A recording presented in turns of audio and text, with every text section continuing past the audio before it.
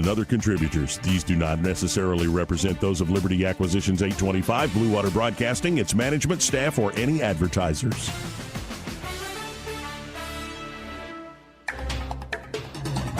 It's time for Montgomery's conversational radio show. It's news and views on News Talk 93.1 FM. To join the conversation, call 272-9228.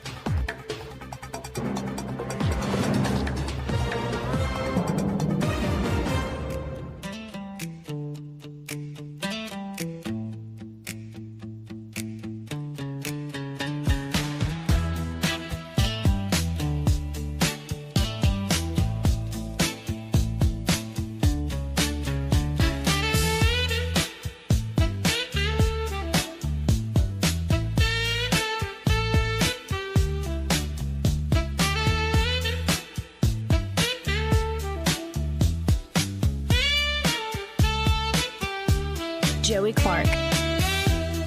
Welcome into the program, folks. I'm your host, Joey Clark. Coming up in a little bit, we have Ed Grimes calling in, City Councilman Ed Grimes. He is in support of State Senator Barfoot's bill trying to up force levels in Class 3 cities, especially Montgomery and Huntsville, too. And no Eddie Bader today, but we have Byron Sheehy here, as he is on Thursdays most of the time, and the lovely and talented Erica Thomas with 1819 News. Hello, Erica. How are you? Hey, y'all. Thank you, Joey. I'm doing great. Just got finished covering that legislature, so can't wait to tell y'all all about it. Well, go ahead. It's just like, is there a lot going on right now down there? I was under the impression that my week to do the legislature, to do the House, for 1819 News was going to be pretty slow, kind of boring. It was not. It was very dramatic. Because there's this whole shakeup at like leadership levels. Big right? shakeup among the majority leader and all that. So I'm sure everybody has heard about that and the audio that was released from that caucus meeting of Nathaniel Ledbetter, and I'm not going to repeat that. And so, yeah, it's been a crazy week. But I think for me, this is the first time I've ever covered the legislature in person. Mm-hmm. So I learned so much, and I just think, this is not at all what I thought it was. So Stadhagen's out. Mm-hmm. He's an elected member, but he's out as majority leader. And now it's Paul Lee? Yes. Okay, who is the new majority leader. Yes, and that decision was made yesterday. Okay. And I guess work continues, like committee work and like all these other things are continuing. Mm-hmm. I wanted to ask Ledbetter today, how does all this impact the communication within the caucus? But unfortunately, he did not have a press gaggle today after the session. So I know they have Tommy Tuberville's coming, so I'm sure they were all getting ready for that. Come on, Banjo, we want to talk to you. It's interesting how anytime a celebrity shows up, including like Coach, like everybody just stops work. It's like, I gotta shake hands. Well, this is work, Joey. It's called networking. You gotta make yourself known to the big man on campus. That's right. And one story I saw you cover, and I'm glad that he's presented this, but it's House Minority Leader Daniels. He himself, Anthony Daniels, Democrat. Oh, yeah. Had issues where he needed a kidney transplant. I love this story. Yeah, let's tell folks about that. So one of the bills that he is sponsoring this time, it'll help with anybody that's a living organ donor, which his wife was.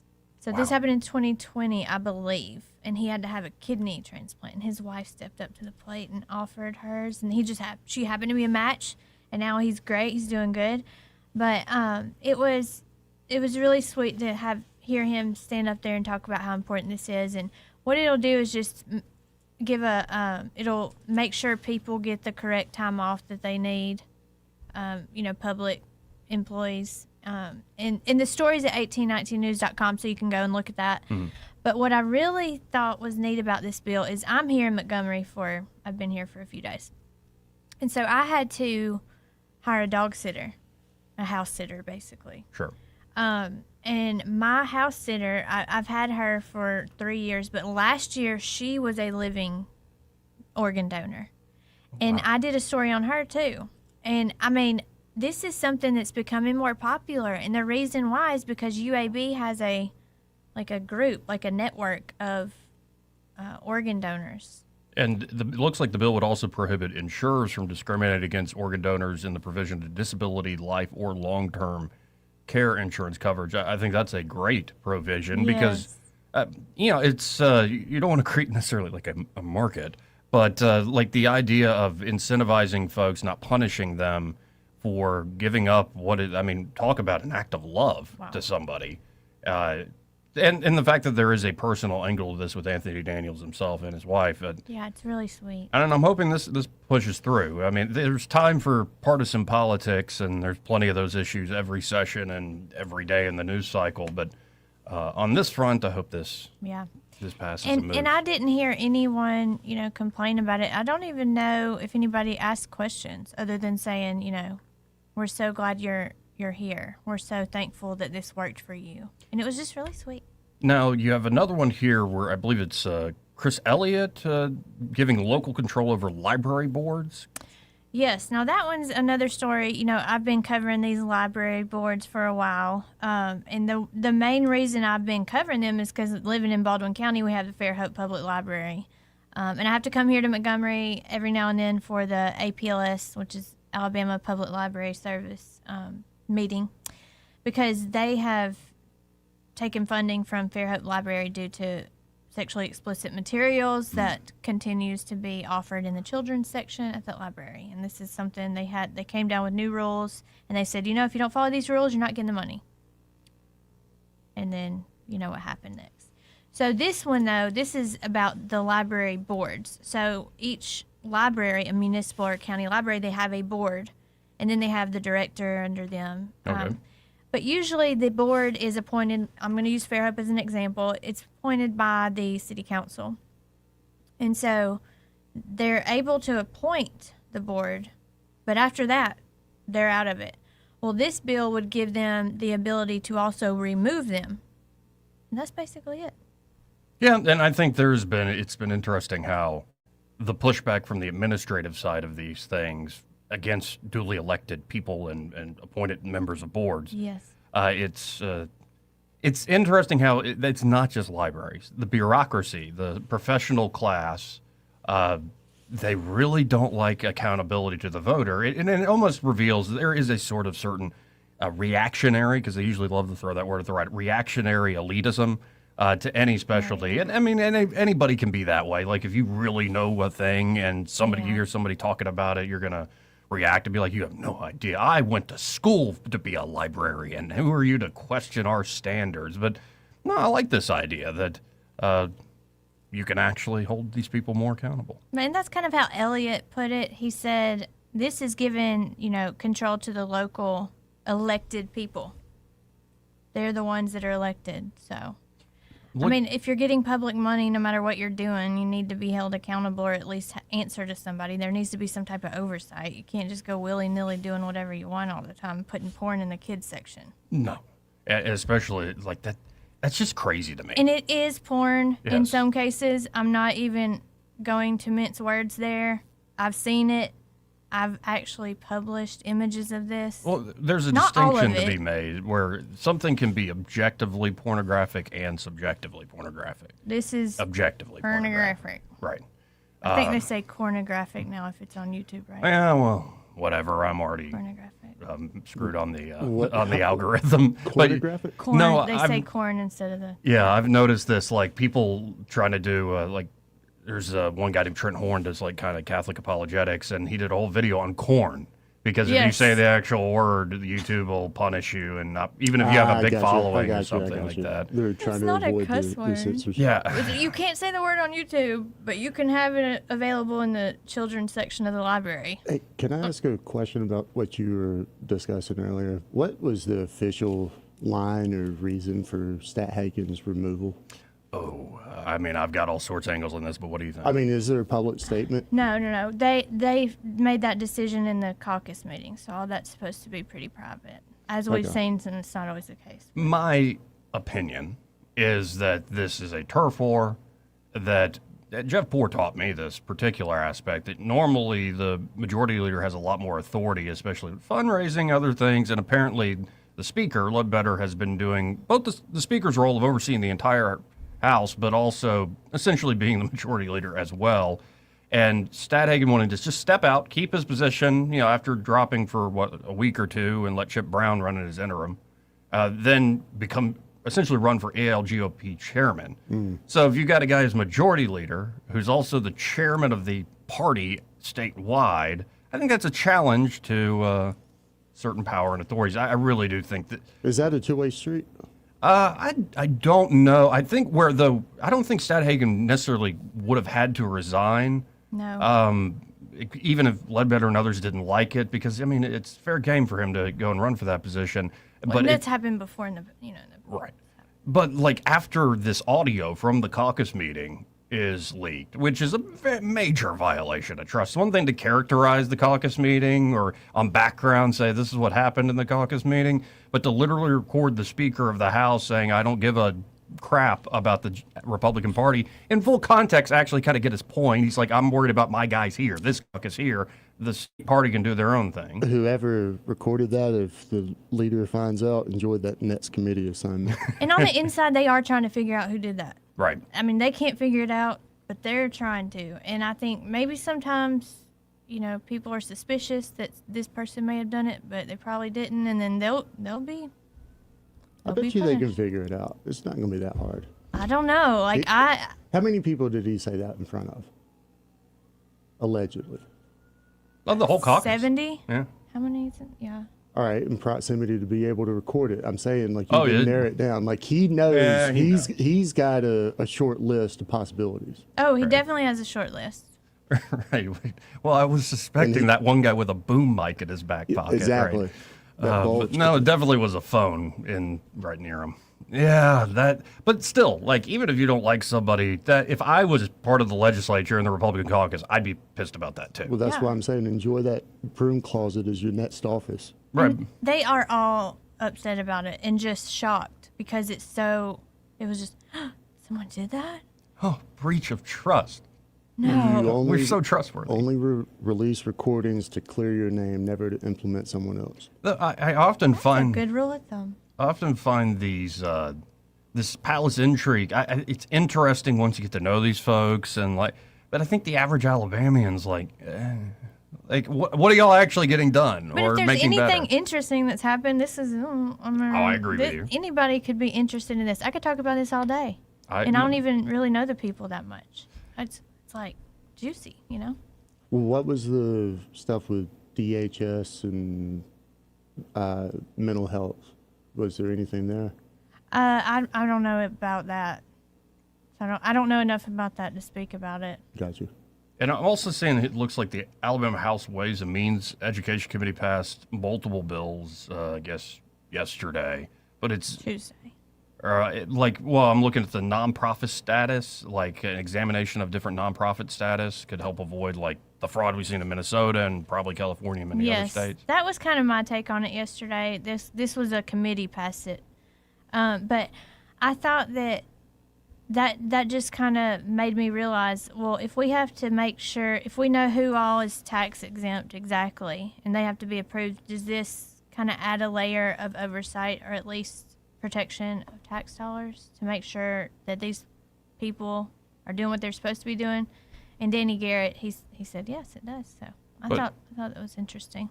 But without giving too much away, like you said, this is your first time covering the legislature this way. Was everybody nice, or is it awkward? So nice. Okay, everybody's nice. I think the most interesting thing, because I've typically covered, if I'm around other reporters, it's typically public safety issues, shootings or stuff. Sure. When I was in Birmingham, just constant crime news, which I love. But the reporters in that situation are cutthroat, and they will knock you over, actually, to get a soundbite from somebody or get a good shot. What impressed me so much is that the reporters at the State House are so respectful of each other and helpful. I saw one reporter that they're competition each other, and one's helping the other with their mic or their camera. They're very helpful. They'll answer questions. Now, what they do behind the backs, I don't know. But what I saw, you know. Well, you got to work together when you're in the same It was room literally all the amazing. time. Like, you can't be. If you're trying to get the truth out of anyone in the state house, you have to work together. I mean, You it makes do. all the sense in the world. Yeah, and that sometimes, like, folks might think, and at times there is a very real divide at different media organizations in the state. That's what I'm used to. But, like, when there's nothing that brings a disparate, rivalrous media together like the politicians not telling the truth and trying to pull one over on the public. Right. Here, here. And so it's an interesting dynamic, and but not too crowded today in particular, right? I was the only one in the TV room today. Okay. I was by myself. She's a rookie. All the more experienced reporters, they kind of knew where to be. They knew not to be watching the house today because it was just a bunch of, sunset bills. Not anything crazy. The only thing that was crazy that I saw, and this is just, I should have like a hot takes section because the stuff that I notice is not important at all. But what stands out to me is that Wandalyn Gavan, like, totally objectified Representative Heath Albright's big muscles and tall stature. Oh my! How did she do that? Oh, she let him have it. He had his second bill up to talk about today, and she said usually she likes to catch any freshman lawmakers on their first bill and bully them. And she's kidding. This is all a joke. It's all in fun. It's all fun. But that's what she told me, and so she didn't get to get him the first go round, so she got him today. Okay, and like I am from her neck of the woods, so I know. Like I told her, I said, if I ever need anybody bullied, I'd rather have you doing it than probably anybody else because you're pretty good at that. She was very good at it today. Just called out, his big muscles and asked him if he goes to the gym or if it's natural. This was happening actually on the floor. Well, I think I have. Shoot your shot, lady. With Wandalyn Gavan, I think I do have a line in one of my pieces of writing that her makeup job would make Tallulah Bankhead blush. But, actually, watching her operate over the last few years, I'm like, I kind of like this woman. I mean, she's very entertaining, and I love her fashion. I've actually done a story on her fashion before. She says that my story was shady. Oh. Probably was a little, I admit. But I admire her zest for bright, colorful things. And the glasses. Oh, the glasses. Hold on. Yes. What do you mean shady? Like you don't know fashion shady? No, like I was being shady towards her. Throwing shade. Throwing shade. Mm-hmm. Sounds like jealousy to me. Yeah, well. I'm not jealous, but I did ask her, where do you shop for your clothes? I'm just messing with you. Curious. But right now, this session, I'm glad, other than this palace intrigue with the leadership shakeup, I'm glad that generally it's a sleepy session in terms of like big legislative stuff. Right. Because they always make me nervous when they want to do big legislative stuff. And my worry is, even with Coach Tuberville as governor, and who knows who wins that lieutenant governor race? It might be John Wall, it might be it might be Wes Allen, maybe it's Nicole Wadsworth. Maybe. Maybe. I've met her a couple of times too. But let's say Coach is governor. I have a feeling because the people that pay for things, lobbyists and different interests, gambling will once again be the top issue going into the new quadrennium or something like that. And it's just... that's the stuff I never really realized how much that mattered until I started working at 1819 News. Yeah, the amount of like what is pushed by people with money to lobby as opposed to what might be the issues that everyday folks are kind of looking at and concerned about. Now, to the legislature's credit, they will, if you raise enough hell, move on some of these issues. Like they did move eventually on, for instance, Alabama's way ahead of the game on the banning transgender like surgeries and the hormone therapy and stuff for kids. But though even that took, 2-3 years to get done? A lot of the stuff with the library, like it takes a little bit of twisting arms, and yet every time it's like, what are we going to do big in this state? It's the gambling interests get their day, and at least get a bunch of time in committee and behind the scenes. And I'm a little disappointed at this point because they've been talking about that since I started 14 years ago. They Yeah. were talking about that when I was in high school. I know, man. It's High so school. bad. It's so bad. Anyway, You know, I've said this already twice on this show, but I'm from Wedowee, and that's where Representative Bob Fincher's from. He's from Woodland, right down the road. And I was talking to him because this is his last session, and he said his biggest regret is not getting a lottery pass. oh, man. Well, then that's the thing. I don't even want to get into it. Like, a clean lottery bill will never pass because they want all the little That's add-ons. frustrating. Right. Because it is true. There's people, when you live on the state line, you see everybody heading over when there's a big jackpot, and they're just spending all that money over there. I've done that drive before. The first time it went over $1 billion, my buddy and I listened to a podcast, drove over across the line, got a few. Didn't win, obviously. Well, I wouldn't be doing this.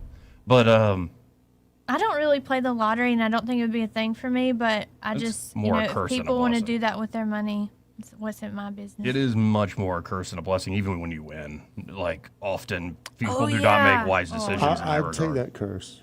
Yeah, oh, yeah. I'd take No, it. no, if you won, like, you wouldn't actually get $1 billion with taxes and everything, but say you got $1 billion, you immediately invest it and then you borrow against your investments. This is what all the big boys do. And you could always refinance because your investment growth always outpaces interest rate payments. Yeah. And so, yeah, how did these folks get liquid? Like all these billionaires and stuff. It's like, yeah, they just borrow against their assets. And it's a sweet game. Well, As if I ever win, I'm coming to you for advice, because I would just go buy all the cars and all the boats. Joe for Congress put you on the finance committee so you could take care of the tax laws. I have no we'd be idea good what to I'd be go. Yeah. doing. Well, you I could just fit watched right one in. video You and I was fit like, right oh, in. that's how they do it. Real quick here in a second, Ed Grimes, city councilman, should be calling in. And you're welcome to stick around as long as you want, Eric. I'll probably have to head on back. Oh, I got man. a meeting soon, but I've enjoyed being here. Well, it's good seeing you in person instead of hearing you over the phone. Well, it's good seeing you too. Well, and tell Jeff I said hi. I will. And God bless everybody watching. Be safe. Y'all are watching a God great bless. radio show. We'll be right back after this. He may not know whether he's coming or going, but whether you're going to work or coming home, Greg Budell is there. Mornings 6 till 9 and afternoons 3 till 6. Only on News Talk 93.1 FM WACV. You can't control interest rates. You can't control housing inventory. And you definitely can't control what the national news decides to panic about this week. But here's what you can control. You control your timing. You decide when it's the right time to buy, when it makes sense to refinance, and when to tap into your equity to renovate, invest, or consolidate debt and free up monthly cash flow. Real estate decisions aren't one size fits all, and they shouldn't be driven by headlines or social media noise. They should be based on your goals, your finances, and your life. The smartest moves happen when you focus on what you can control and work with someone who helps you see the full picture. Give us a call at Alabama Home Mortgage today at 334-567-4223 or visit us online at myalabamahomemortgage.com. That's Alabama Home Mortgage, because there is a difference in mortgage companies. NMLS 1586368, Equal Housing Lender. This is your roving reporter. Today I'm talking with a prospector. That's right, man. I'm prospecting for gold. You dig? No, but it looks like you do. And you know the first thing I'm going to do when I strike it rich? What's that? I'm going to hire David Ernest to be my money man. You mean everyone's favorite asset preservationist? That is correct, man. I'm going to call him up at 833-596-7233. 833-596-SAFE. You know, I've heard a lot of good things about David Ernest. You know, he's the best money man around with over 40 years of experience. Experience is necessary, especially when you're digging for gold. That's right, man. And I can see that you don't have very much experience. What do you mean, man? Well, you have the little plastic bucket and shovel like a kid would take to the beach. Yeah, man, well, I want to start out small and kind of pace myself up until I strike it rich. Well, maybe you should call David Ernest first. You think he's got a shovel? Never know till you ask. I dig, man. The employees of Adams Drugs would like to thank you for trusting us with your health care in 2025. We look forward to serving you and your family in 2026. You will continue to enjoy the same services such as immunizations, compounding, medication therapy management, delivery service, and wellness clinics, to name a few.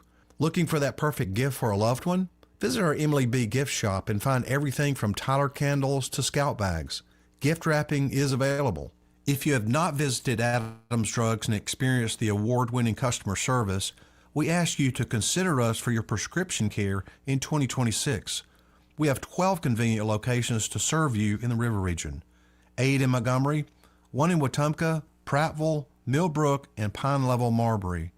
Please find us at adamsdrugs.net for the location that is nearest to you. Adams Drugs is your local, independently owned Health Mart pharmacy. Health Mart, taking the time to listen and care. Rich Thomas Weather is brought to you by Wiley Sanders Truck Lines. Go to work for a family that puts God and family first. Wiley Sanders is looking for experienced dump truck drivers. Call them today, 855-777-9785. Drive for Wiley Sanders Truck Lines and be part of the family. Rich Thomas Weather.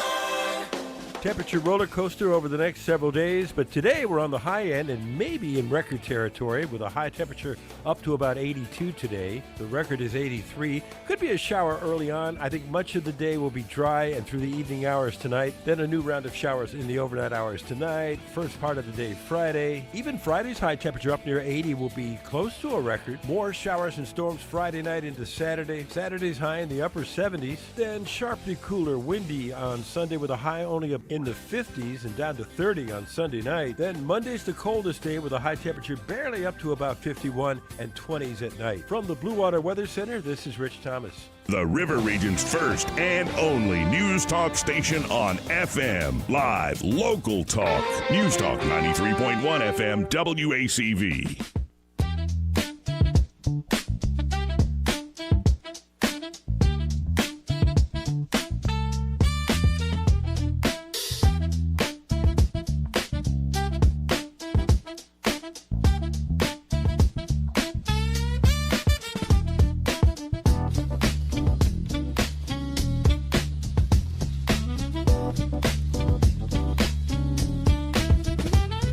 Joey Clark. Welcome back. I appreciate the horns, dude. Oh, yeah, man. This is AI. I know. It's kind of still crazy to me. I can play the original, show you like how it keeps the hooks. It's a fun, cool new tool to play with. And did you hear the Eddie Bader dance party yesterday? Nah, man. Oh, I'll have to show you later. Let's, though, get back to business, and let's talk to City Councilor Ed Grimes joining us. Ed, good to hear from you, sir. Hey, good to hear from you, Joey. Glad to be here. Now, of course, State Senator Barfoot has put out this bill to provide minimum staffing requirements for Class 3 municipal law enforcement agencies, so that's Montgomery and Huntsville. And you're a big fan of this idea that he's throwing out there. I am. It's just going to make us be accountable. I think it's very fair. You know, we got to show improvement. It's over a 5-year program, and I think it should make us be accountable. We've struggled with our numbers the entire time I've been on the council, which is about 5 years. And so it's, you know, we got the numbers now. We recently, Tuesday night, we passed some stuff that the police chief said he'd be hunting with a bazooka now. So we've given him some bonuses and signing bonuses and stay bonuses to help him keep the numbers. So, you know, I think the citizens of Montgomery, Huntsville, or any other city deserve adequate police coverage. And I don't think it's an attack on Montgomery. I don't take it as that way. I think it's just making sure that everybody does what they're supposed to do. And we have not, for a lot of reasons, have been able to get those numbers up. And like I told you off air, I had Szymanski on yesterday, and he seemed to be more on the bubble of his point was we can take all the help we can get. And if it's help, like Max has been a success, he's more interested in what are the actual reporting guidelines and what are the mechanisms underneath the hood of this thing. But at the point I made to him, and I'll make to you, is at this point, you know, we're budgeted for a large number of officers, much more than we currently have. We have all the incentives, passed new things last night, and part of me wonders if this is somewhat of a de facto defund the police scheme. Like, oh, we just can't find folks. Now, maybe the problem is just recruiting's real tough, and people don't want to show up here. But I think the state forcing the city's hand, again, with that grace period of 5 years, is actually a help, not a singling out. I think, if someone's covertly trying to defund the police, I think this prevents that. And so, not that I think we're trying to do that, but if they are, this prevents that. So this is, I think it's very fair. I think it's two officers per 1,000 people per the last census, and the last census we're about 195, I believe. Don't hold me that. So that would put us about 380 to 85 to 90 officers. We hadn't been there in a long time. We were probably at 4-something when I got here, and so, boy, we feel like we were living on a military base. We got 400 officers. I mean, we would have a lot of coverage. You see cops back on the road, and I think that's what people in Montgomery want. I think that's everybody wants that. I really do. So it would help with the speeding and a whole lot of things. So, so it would mean we need to hire about 180 to 200 officers over this time period if this thing goes through. Yeah, we would. Yeah, and so we'd have to hire some officers, but I think the city with the bonuses that we passed the other night, I think and hope that makes big headway, that we get. I mean, I'd love to just get 30 or 40 and just, a big a big push. We real quickly. I mean, I realize there's nothing quick, and I realize nobody wants to be in law enforcement anymore.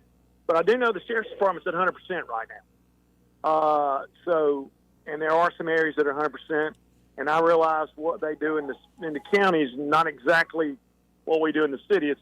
We get a lot of calls and a lot of people, and it's more sparse in the county. And it's by nature, I would think it would be very laid back. Not taking anything from Derek Cunningham, because I love Derek. So don't let that be construed that I don't think the sheriff's department do, because I think they've got a fantastic group over there. I'll say this. I like our policemen. I mean, we got a really good group of policemen. We just don't have enough. Right.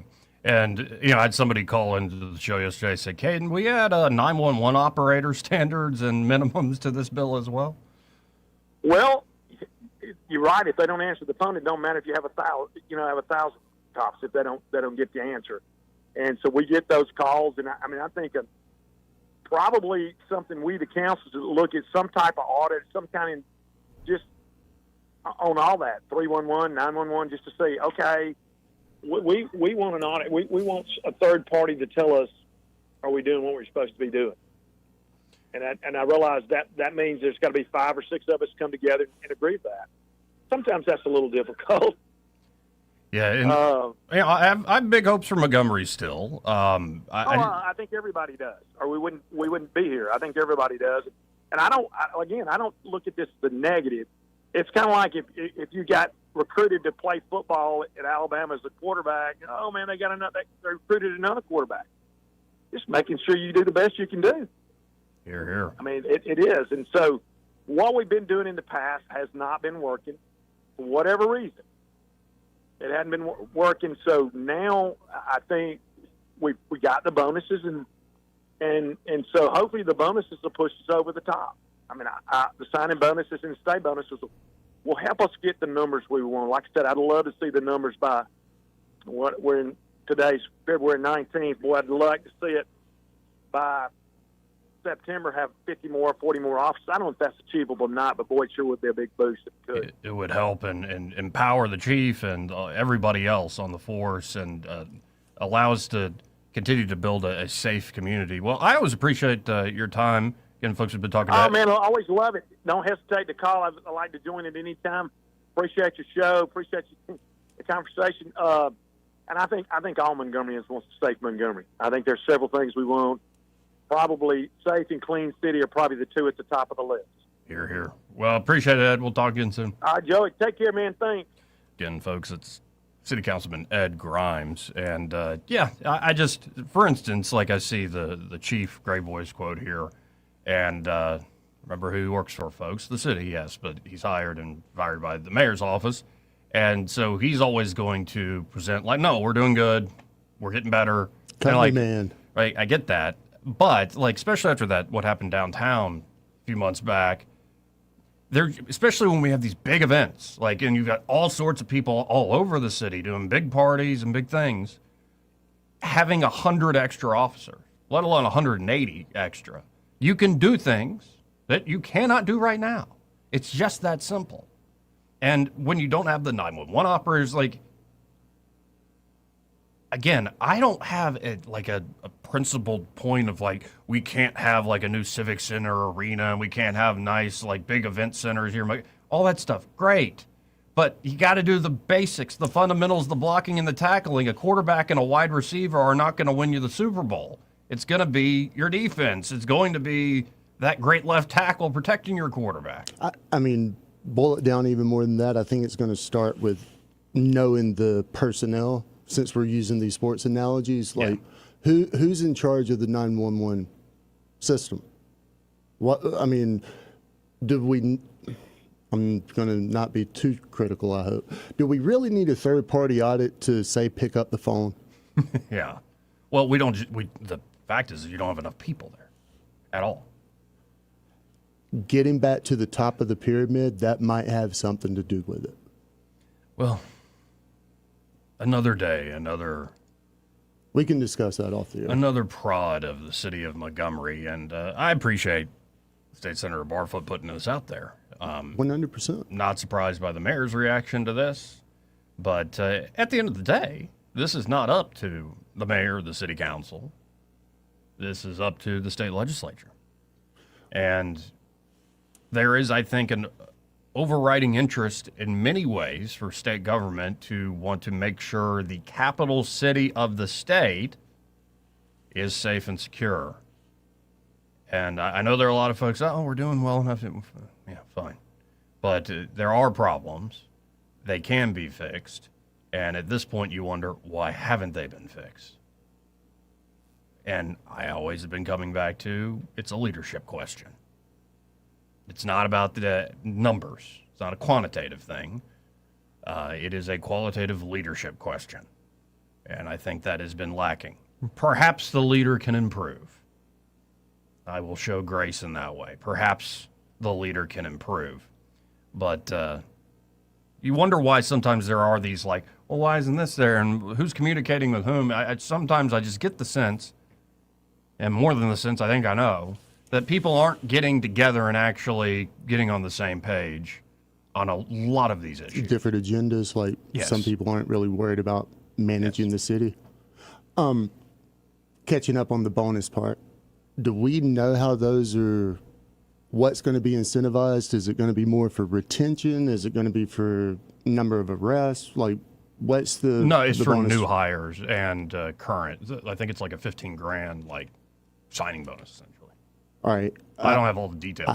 I mean, just from my observation, what limited, knowledge I have on it, like retention really needs to be factored in. Like a bonus for if you stay, yes. 5 years. Yeah, I think it's new hires and people currently there, like who maybe are on the bubble, because there's a waiting list to leave.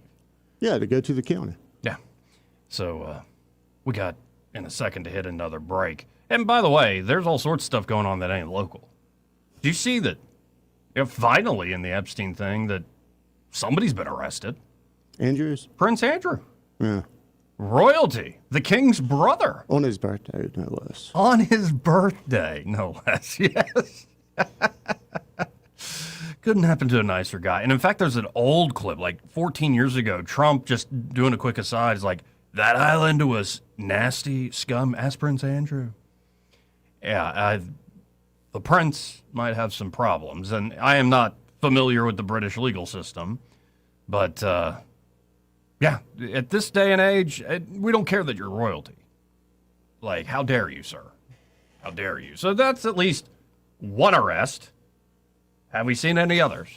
I saw where Wetzner said that he got duped by Epstein. Yeah. Oh, so you gave over your entire power of attorney. Yeah, and a company before. He was just so charming.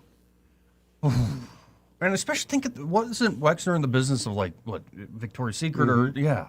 So it's already pardon me, a creepy ass business. Pardon me, I'm not talking about going and buying lingerie is creepy. I mean, you're the guy who runs that, and you got the model side of it and all. Like, there's a creepiness factor already on the face of it that might not be necessarily a criminal or illegal. The 70-year-old talent scout for Victoria's Secret. Yes. Yeah. That's quite creepy. That's a little creepy. Very creepy. Yeah, the old crusty paws going over. You're going to go places, Becky. The audacity and just the treating everyone as if we're all dumb and stupid, and this isn't happening right in front of all of us. That's the part that is just so infuriating. Yeah, it's indeed infuriating and demoralizing, and many other things. A quick rundown, though, of a lot of other headlines. Trump's Board of Peace convenes their inaugural meeting. They did today already, and had a bunch of world leaders, as well as Secretary of State Rubio and Vice President Vance. And though I was a little saddened to see that Pope Leo and the Vatican declined to join Trump's Board of Peace. I was thrilled. I was so happy. No, and what's very frustrating about a lot of these older players, like I'm not questioning y'all's intentions, but like I believe the Vatican's statement is stuff like this should be handled by the UN. And Rubio's entire point in that recent fantastic speech is, where have you been? We want the UN to be able to solve these issues, especially Israel and Palestine.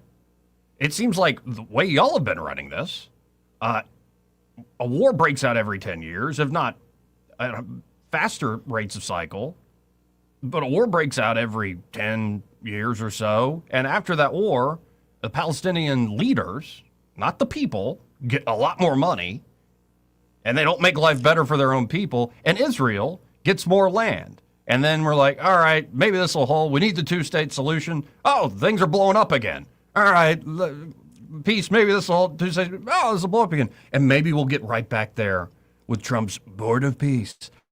But it seems to me that Trump is taking a different approach than what the UN is doing. So for all the internationalist diplomats, and I think that's somewhat of what's going on here, is it's a certain generational mindset, men in their 60s and 70s who have always had these relationships, and this is the way we do it, and you have no real power. And that's very frustrating. You're trying to play politics, and you have no actual authority over the parties that you're trying to get to bring peace to the world. So I just kind of shook my head. And also there's this idea that it really is Trump's board. And apparently they ran the meeting like a private board meeting, off camera. So it's we've got a bunch of clips from it. Trump himself, Vance, Rubio, as well as Jared Kushner laying out what they're trying to do with Gaza. Have you seen some of the renderings they've done? No, man. Yeah, or it's like New Gaza, New Rafah. It looks like this futuristic, what Dubai and Riyadh now are starting to look like. It is essentially, it's a basic idea. Take what the Gulf Arabs did and just do that there. And remove the folks that want to blow things up. Now, then as Trump's convening the Board of Peace, in the middle of his speech, he brings up Iran. And negotiations, apparently, J.D. Vance issuing an ominous warning that, they're not being serious with us after we met, I think in Geneva. And apparently the U.S. has deployed the largest amount of air power to the Middle East since 2003. Isn't that when we invaded Iraq? Iran strike could come, quote unquote, within days. So I don't like that. I don't like that at all. What's the rationale? Well, why is it urgent? What's the necessity now? What's the official line for why we have to move now? That everybody in the Middle East, the Turks, the Qataris, the Gulf Arabs, now Syria, and everybody is on the same page now. With here's how we're going to settle these things. The one player, and this is the official line, the one player that could disrupt everything is Iran. But name all those countries again. Why can't they go take care of their business? This is what I don't like. The people of Iran were so close to toppling their own government. And if they were whatever amount close to it, you would think that the world's second strongest military in Israel would be able to nudge it over by themselves, or maybe with UAE and some of those other countries you just named. I don't understand why it's necessary for the U.S. to get involved. Yeah, I think without the U.S. involved, again, I don't know if I personally fully believe this, but with the U.S. not involved, a lot of these, for instance, like the Qataris and the Turks don't necessarily get along with the Gulf Arabs. And there's a lot of different players here. And so the U.S. is sort of the power that makes them all focus together. This was the idea of the Abraham Accords initially in the first term. But can we not just say y'all have our approval to take care of your own business? And Trump is clearly doing this. There's a lot of Israelis that don't like this new Gaza board of peace idea. Because there are a lot of Israelis, not all, obviously, there's heavy debate in Israel, but who want the Greater Israel Project. So it's one thing, like the Gulf Arabs and the Qataris and all these and the Turks don't get along with each other. They certainly don't get along with Israel.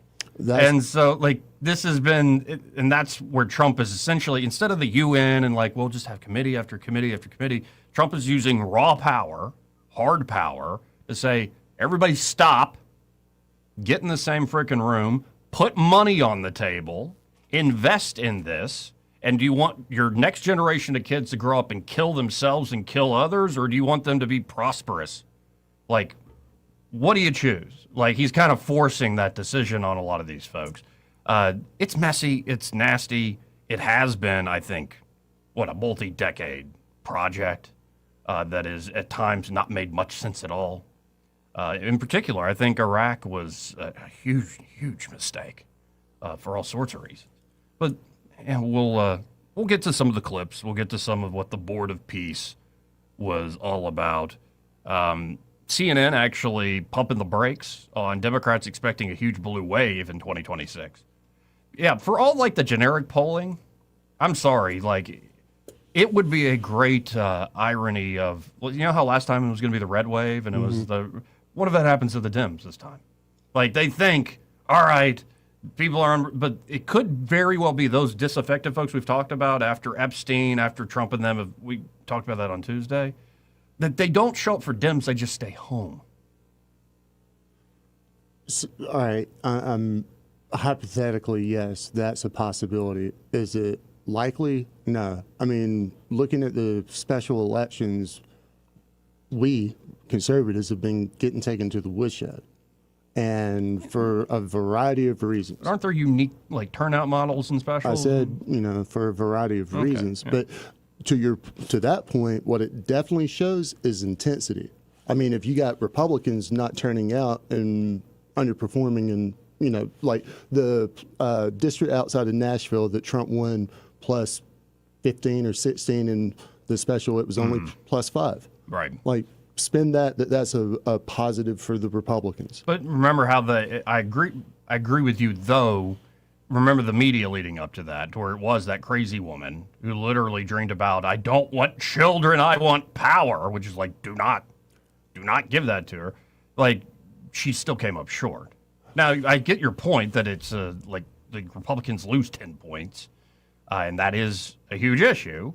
But I'm saying as much as the GOP stinks, much as they suck, I think there's still a lot of folks who go, yeah, and the Democrats still do too. So the vibe out there is not so much, oh, the Democrats will be our savior, they'll give us a clear alternative. They're trying to change their messaging around, and they're hitting, we'll get to it, all the buttons to energize that base. But I don't know. In the same way, the old GOP, not the Trump MAGA coalition, but the old GOP is really, I think, deaf to the nation. I think the corporate Democrats are the same way. Who do you think is more upset as a whole, Democrats or Republicans?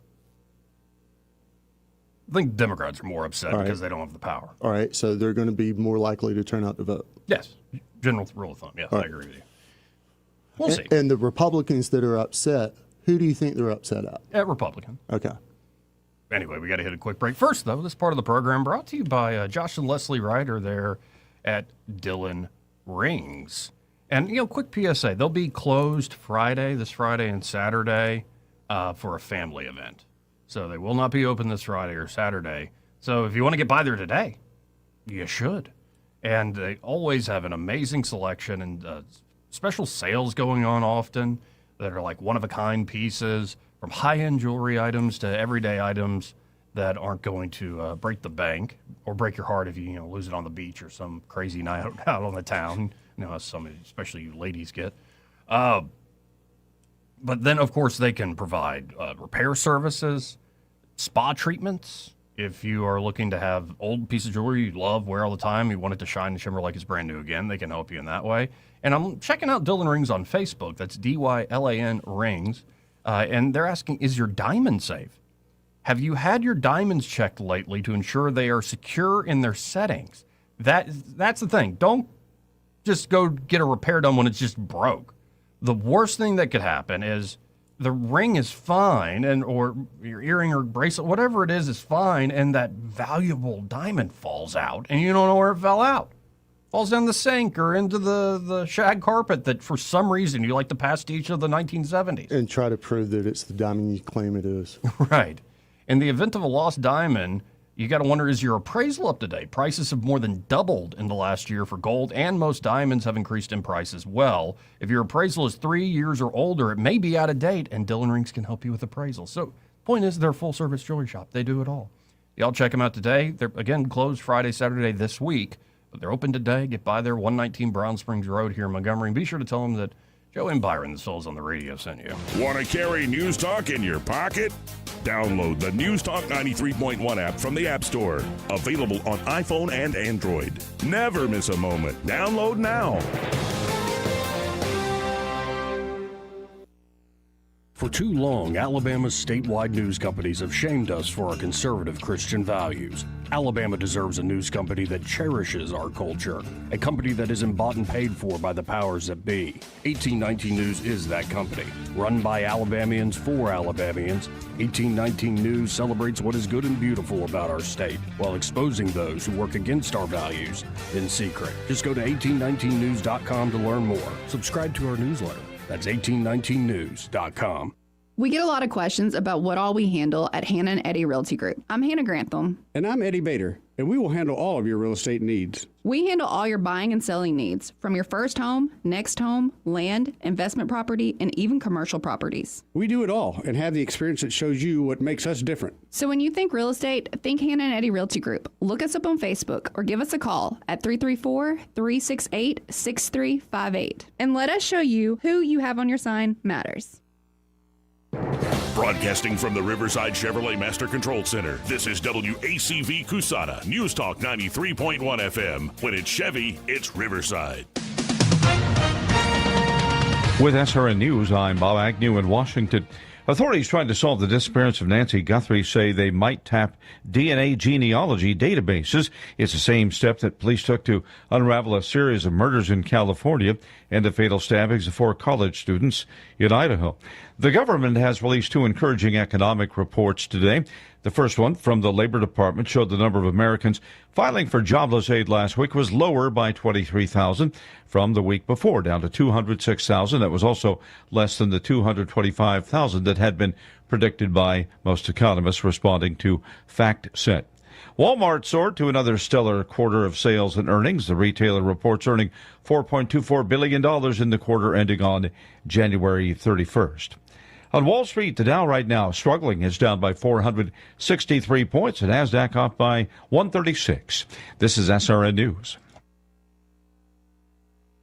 Wesley Financial Group is not a law firm, and Chuck McDowell, definitely not an attorney. This is Chuck. Do you feel stupid for buying a timeshare? Don't. It's not your fault. You were most likely told you could rent it, and it was a great financial investment. And the deal was available today only. If this happened to you, contact your resort or Wesley Financial Group for help today. Call Wesley now for your free exit information kit. 800-242-3131. 800-242-3131. My name is Whitney Allen, and I'm a widow. My husband, Ryan, died. We never thought we'd ever have to use life insurance, but the unexpected happened. With Ethos, signing up was fast and 100% online. You can get a quote in seconds, apply in minutes, and get same-day coverage. No medical exams, and you can get up to $3 million worth of coverage. I'm grateful we were prepared. Get your free quote at ethos.com/term. That's ethos.com/term. Paid spokesperson. Time spent on application may vary. Online health questions required. Rich Thomas Weather is brought to you by McPhillips Shinbaum. My name is Aaron Luck, a partner with the law firm of McPhillips Shinbaum.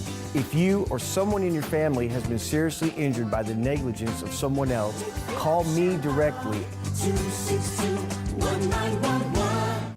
Rich Thomas Weather. Temperature roller coaster over the next several days, but today we're on the high end and maybe in record territory with a high temperature up to about 82 today. The record is 83. Could be a shower early on. I think much of the day will be dry and through the evening hours tonight. Then a new round of showers in the overnight hours tonight. First part of the day Friday. Even Friday's high temperature up near 80 will be close to a record. More showers and storms Friday night into Saturday. Saturday's high in the upper 70s. Then sharply cooler, windy on Sunday with a high only up in the 50s and down to 30 on Sunday night. Then Monday's the coldest day with a high temperature barely up to about 51 and 20s at night. From the Blue Water Weather Center, this is Rich Thomas. CB&S Bank, serving families and communities since 1906. Proud to be named 16th best performing bank nationally in their asset category by American Banker. Learn more at cbsbank.com. CB&S Bank, member FDIC, equal housing lender. From the Blue Water Broadcasting News Center, here's today's top stories. A new Alabama Veterans Resource Center has opened in downtown Montgomery. Governor Kay Ivey spoke at the ribbon-cutting ceremony Wednesday for the new Veterans Facility located at 102 Dexter Avenue. The center will not only be designated for Montgomery veterans, but a hub for veterans across the state of Alabama. A proposed bill moving through the Alabama legislature would make disruption of worship services a felony. House Bill 363 criminalizes the act of disrupting church services with unlawful protest, riot, or disorderly conduct. The first violation would be a Class C felony carrying a minimum sentence of 1 year behind bars. 2 juveniles were arrested Wednesday after police connected them to a Valentine's Day robbery in Montgomery. The boys were also charged with second-degree kidnapping in the robbery that occurred February 14th in the 6500 block of Atlanta Highway. One of the juveniles was also charged with possession of marijuana. From the Blue Water Broadcasting News Center, I'm Sky Mosley. This hour of news and views is brought to you by our good friends at Alabama Home Mortgage. Alabama Home Mortgage, 567-4223. Visit them on the web at myalabamahomemortgage.com. NMLS number 1586368. An equal housing lender. It's Johnny from Sinclair's on Bond Road. We've been in business almost 30 years. Sinclair's East. Vaughn at Taylor. I think if you hadn't tried us, you should give us a try. We've got a great menu, offered anything from chicken fingers, wings, salads, fajitas. At lunchtime, we do great country lunch with different vegetables and different meats every day. Sinclair's, where you get great sandwiches and our daily meat and 3 special at lunch, to great pasta, chicken, steaks, and seafood for dinner. Our most popular items are, we got a soup called she crab soup, which is extremely popular. We've got a bunch of pasta dishes, which people love. Mediterranean chicken is my favorite. Sinclair's. We do live music, light stuff on Wednesdays and Thursdays, and then on Fridays and Saturdays, maybe 3-piece bands or 4-piece bands. Come see why Sinclair's has seen lesser restaurants come and go over the years. Johnny Sullivan Sinclair's, at the corner of Vaughn and Taylor. Find them on Facebook at Sinclair's East. Google search Sinclair's Restaurant. Sinclair's. The views and opinions of the following program are solely those of the host and other contributors. These do not necessarily represent those of Liberty Acquisitions 825, Blue Water Broadcasting, its management, staff, or any advertisers.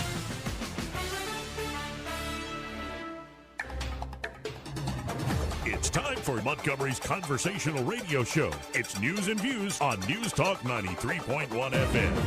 To join the conversation, call 272-9228.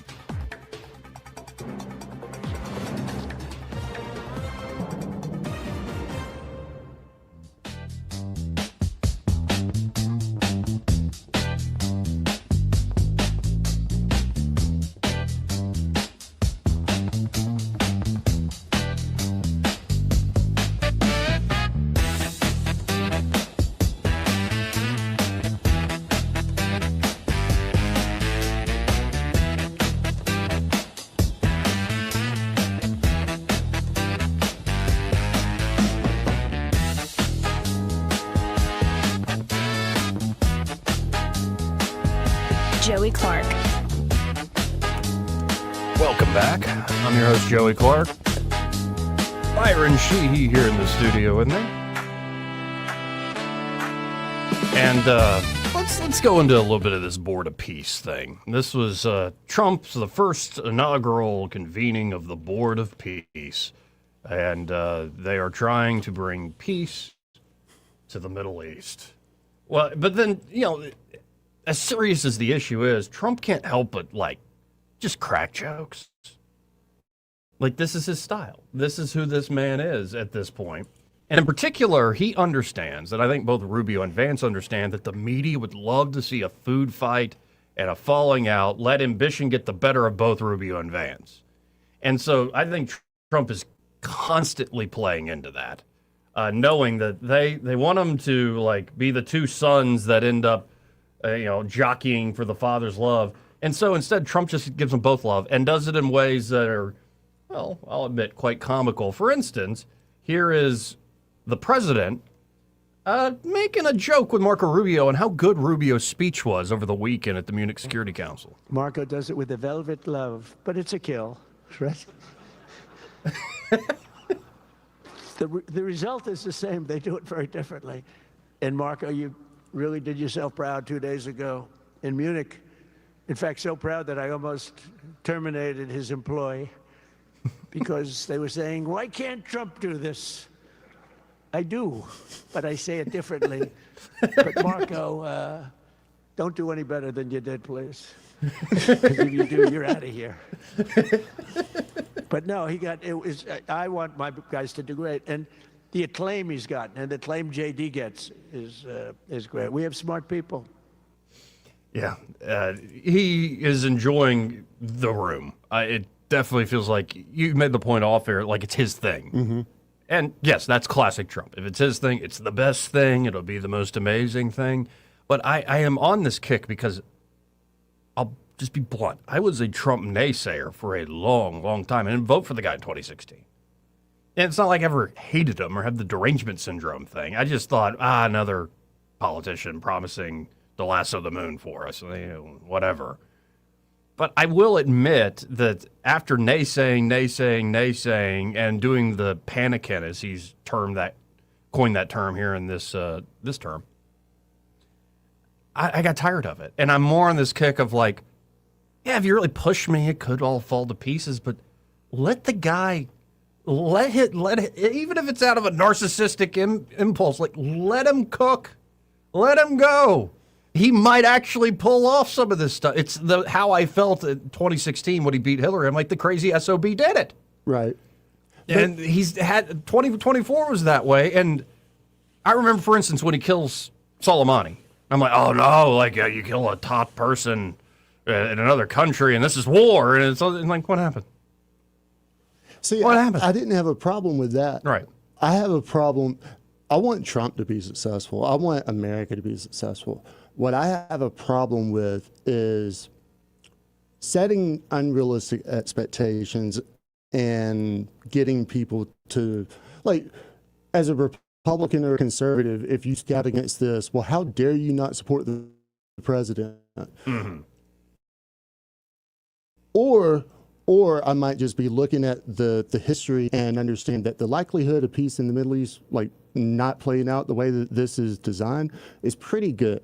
So my joke off the air, if Trump were on the other end of this and someone else came to him and said, hey, Donald, I got a great business investment for you, $1 billion for peace in the Middle East. Are you in? He'd be like, get out of here, dude. Right.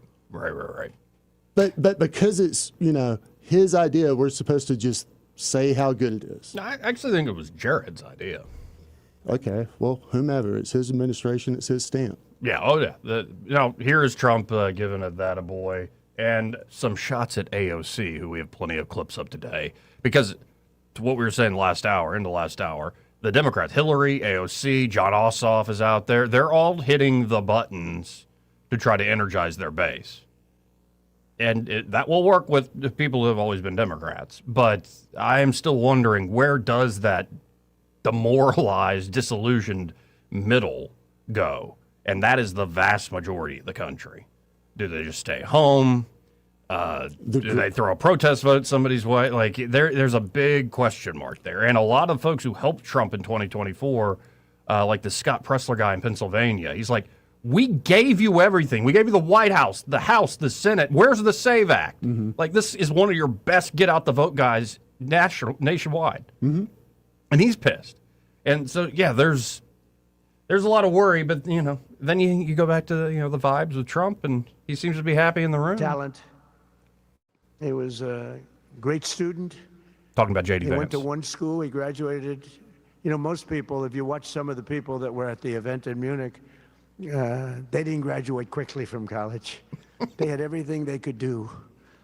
There was one young, attractive woman. She was unable to answer questions. And she didn't do so well like J.D. did in college. J.D. graduated in a 4.5-year college in 2 years. And then he went to Yale and he graduated at the top of his class, went to the military grade. But when he went to Yale, there was one person that was marginally ahead of him, so he married her. Can you believe it? He married the person that was ahead. I don't know. I always like to say J.D. was first and Usha was second, because I get a little uncomfortable when I say that. But he's been incredible. He's a brilliant guy and a great guy, and he's been my friend. All of our people, we have a fantastic group of people, our cabinet members, everybody, many of them here. Yeah, you can see why a lot of the more internationalist folks just don't want to be in that room. The interview that I thought was the most entertaining from Trump probably in the past week was the one he gave with Lutnick, where he was like, it's just amazing, what a miracle it was that you weren't in the World Trade Center that morning. Like, I mean, just throwing down a lot of light on him. And those guys have been like buds for 30, 40 years. That's got to be a crazy relationship. Okay, but going back to the question you had earlier about like what's got to happen for the Democrats' intensity to wane, they got to experience some of this pain about some of your heroes are on the list. Oh, sure. Whenever they realize that all their heroes aren't lily white in this, then maybe they'll be a little jaded as well. But like I've been trying to say, this thing, the Epstein thing, is in particular, it plays into all the worst dynamics of our society. Mm-hmm. So there are silos of information where people on the right, all they know about is like Reid Hoffman and Bill Clinton. And, the Democrats only hear Trump did this, Trump did that, and was it Lutnick? Did he just go snorkeling? And the only person that both sides hear about is Prince Andrew. And so there is this compartmentalization where I don't know and then there's the element of people don't want to believe that their people are the bad ones. But Joey, who's the one person in politics that might be able to control a narrative or to spin a situation to their advantage? Trump. I'm a better looking person. He could command the spotlight and the narrative on this. He could. And yet he's been behaving the way he's been behaving. Well, I think that they will at some point. They're going to wake up and realize that the only way out of this is to deal with it and go through it. Here is J.D. Vance. This is after the president's speech. I have three very brief messages. First of all, to the President of the United States, but to the entire team, to Marco, to Steve, to Jared in particular, who've done such an incredible job. I think what this Board of Peace represents is a recognition that if you actually have a President of the United States and a team that's committed to diplomacy, it can actually work. When I look at what happened to Israel on October the 7th, all those innocent people who were murdered, the fact that you had all of these hostages, and of course, a terrible war that came from it, I remember thinking to myself, how is it ever going to be possible to get these hostages home safely, to make it possible for the people of Gaza to actually have a reasonable future, but also to ensure that Israel is never attacked again? It turns out the answer was you just needed a president who was committed to the effort and committed to the work, and that's what we had, thankfully, under the leadership of this president. And you got to make peace, but then you have to make the peace stick. And that brings me to my second point. That's what the Board of Peace, I think, is fundamentally about, is making the peace stick.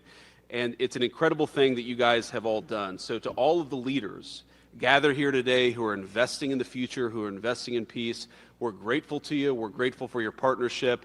And in particular, I think to the President of Azerbaijan and the Prime Minister of Armenia, who I just saw last week, thank you all for making it possible and for showing what real leadership can accomplish. When you set aside weapons and killing and destruction and invest in your people and invest in prosperity, it can create great things. So thank you both for what you did. I think it showed great leadership.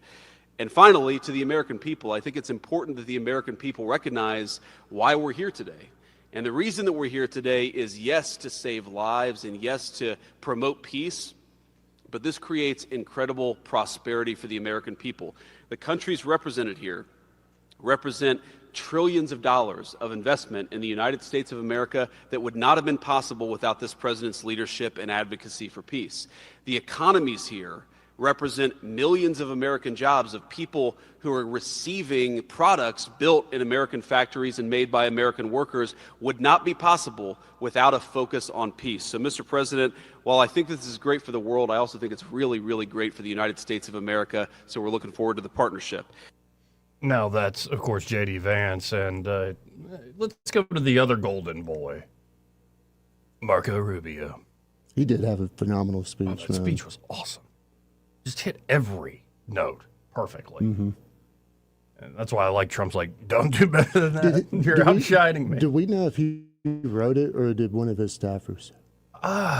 Knowing how the process works, I'd imagine it's a joint thing. Like, you might even have a cycle, different speechwriters. I don't know. I haven't looked under the hood. I'd imagine he did have a speechwriter that knocked out the basic things, and then Marco touched it up. Yeah, I mean, just from a rhetoric standpoint, I want to know who did that. It was very, very well done. So here is Rubio at the Board of Peace, giving his take on, why this might actually work. Let's listen in. I'll be brief and to the point. We want to talk a little bit about the strategic vision of this organization and begin doing so by first acknowledging that we are here today because the President of the United States, Donald J. Trump, has both an ability and a willingness to use the power of his office to think outside the box. And that's why we're here today. This was a very unique crisis in Gaza, one that the existing international institutions could not solve or figure out. It needed a very specific type solution that required the partnership of all the nations that are here, including those that are here on an observer status. And we appreciate you coming today and being a part of this as well. And that's the point I want to drive home today. And soon you'll hear from Steve and Jared, who, by the way, deserve an incredible amount of credit for pulling this together and working countless hours and traveling all over the world. Jared Kushner, they Steve truly Witkoff. deserve our appreciation and thanks for the work they've put in under the leadership of President Trump to make this possible. This Gaza situation was impossible to solve under orthodoxy, under existing structures. And so what we did is they went to the UN, and they got the UN's approval to put this group together and bring these nations together to come up with a very specific solutions to a very unique and specific problem. We have a long ways to go. There's a lot of work that remains. It will require the contribution of every nation state represented here today, and we thank you for being a part of it. And we hope that this can serve as a model for other complex and difficult situations so they can be solved in the same way. But right now the focus is on this one. We have to get this right. There is no plan B for Gaza. Plan B is going back to war. No one here wants that. Plan A, the only path forward, is one that rebuilds Gaza in a way of enduring and sustainable peace where everyone can live there side by side with one another and never worry again about returning to conflict, to war, to human suffering, and to destruction. And again, Mr. President, thank you for having the vision and the courage to pursue something that has never been done before, and we're not done yet. And thank you to Steve Witkoff and Jared Kushner for the time and the work they've put into this. And thank you on behalf of the State Department and the U.S. government to all of the nations that are here. Every one of you is indispensable, including our observer partners, who we hope can find your way to join us at some point as officially part of this. But we are grateful for the fact you're here today and the contributions you've made already. So again, it's the first meeting, and they have a lot of steps to go. But if you kind of want to see the general shape of this, here is Jared Kushner. And, Kushner has talked about this approach of his for years now. Like, it started with the Abraham Accords. And I think this is why I'm not, I'm happy to say, yeah, this could just blow up like every other attempt to try to solve this problem could blow up. But Kushner is banking on, and I think he has a point, of a new generation of leadership, in particular with the Gulf Arabs. That these are not old men stuck in their ways who have a very hardened view of like the world, and what you've got is a crown prince that runs a kingdom in, say, Saudi Arabia. It's like, 30-something years old, and is kind of tired of the way things had been going. Now, he's still a despot in many ways, don't get me wrong, but it's not just him. It's kind of across the board where you have this new generation of leadership that are starting to see, like, number one, even if we really don't like Israel, it looks like Israel keeps winning these things. And if they keep going, they'll just take everything. That's the first thing. And number two, we're tired of that problem of Israel and Palestine being the only thing people care about in the Middle East. It's the one thing that is used as the excuse to constantly destabilize, cause more war. We're tired of it. And so the idea started to be, with the Abraham Accords, what if you allowed young people of, say, Israel and UAE to be able to do business, number one, and to freely travel. And in a new world of smartphones and social media, instead of letting a few mouthpieces and controlled media drive these narratives, let everyday people actually visit holy sites, get to know one another in a way. You build slowly but surely over time. And I think that's what this model is. Now, the trick is going to be you have to continue to go down the checklist. And in particular, the disarmament of Hamas is quite a speed bump. How many folks are in the inhabited land now? And how many folks are in Gaza? The part that they want to develop? I think it would be millions.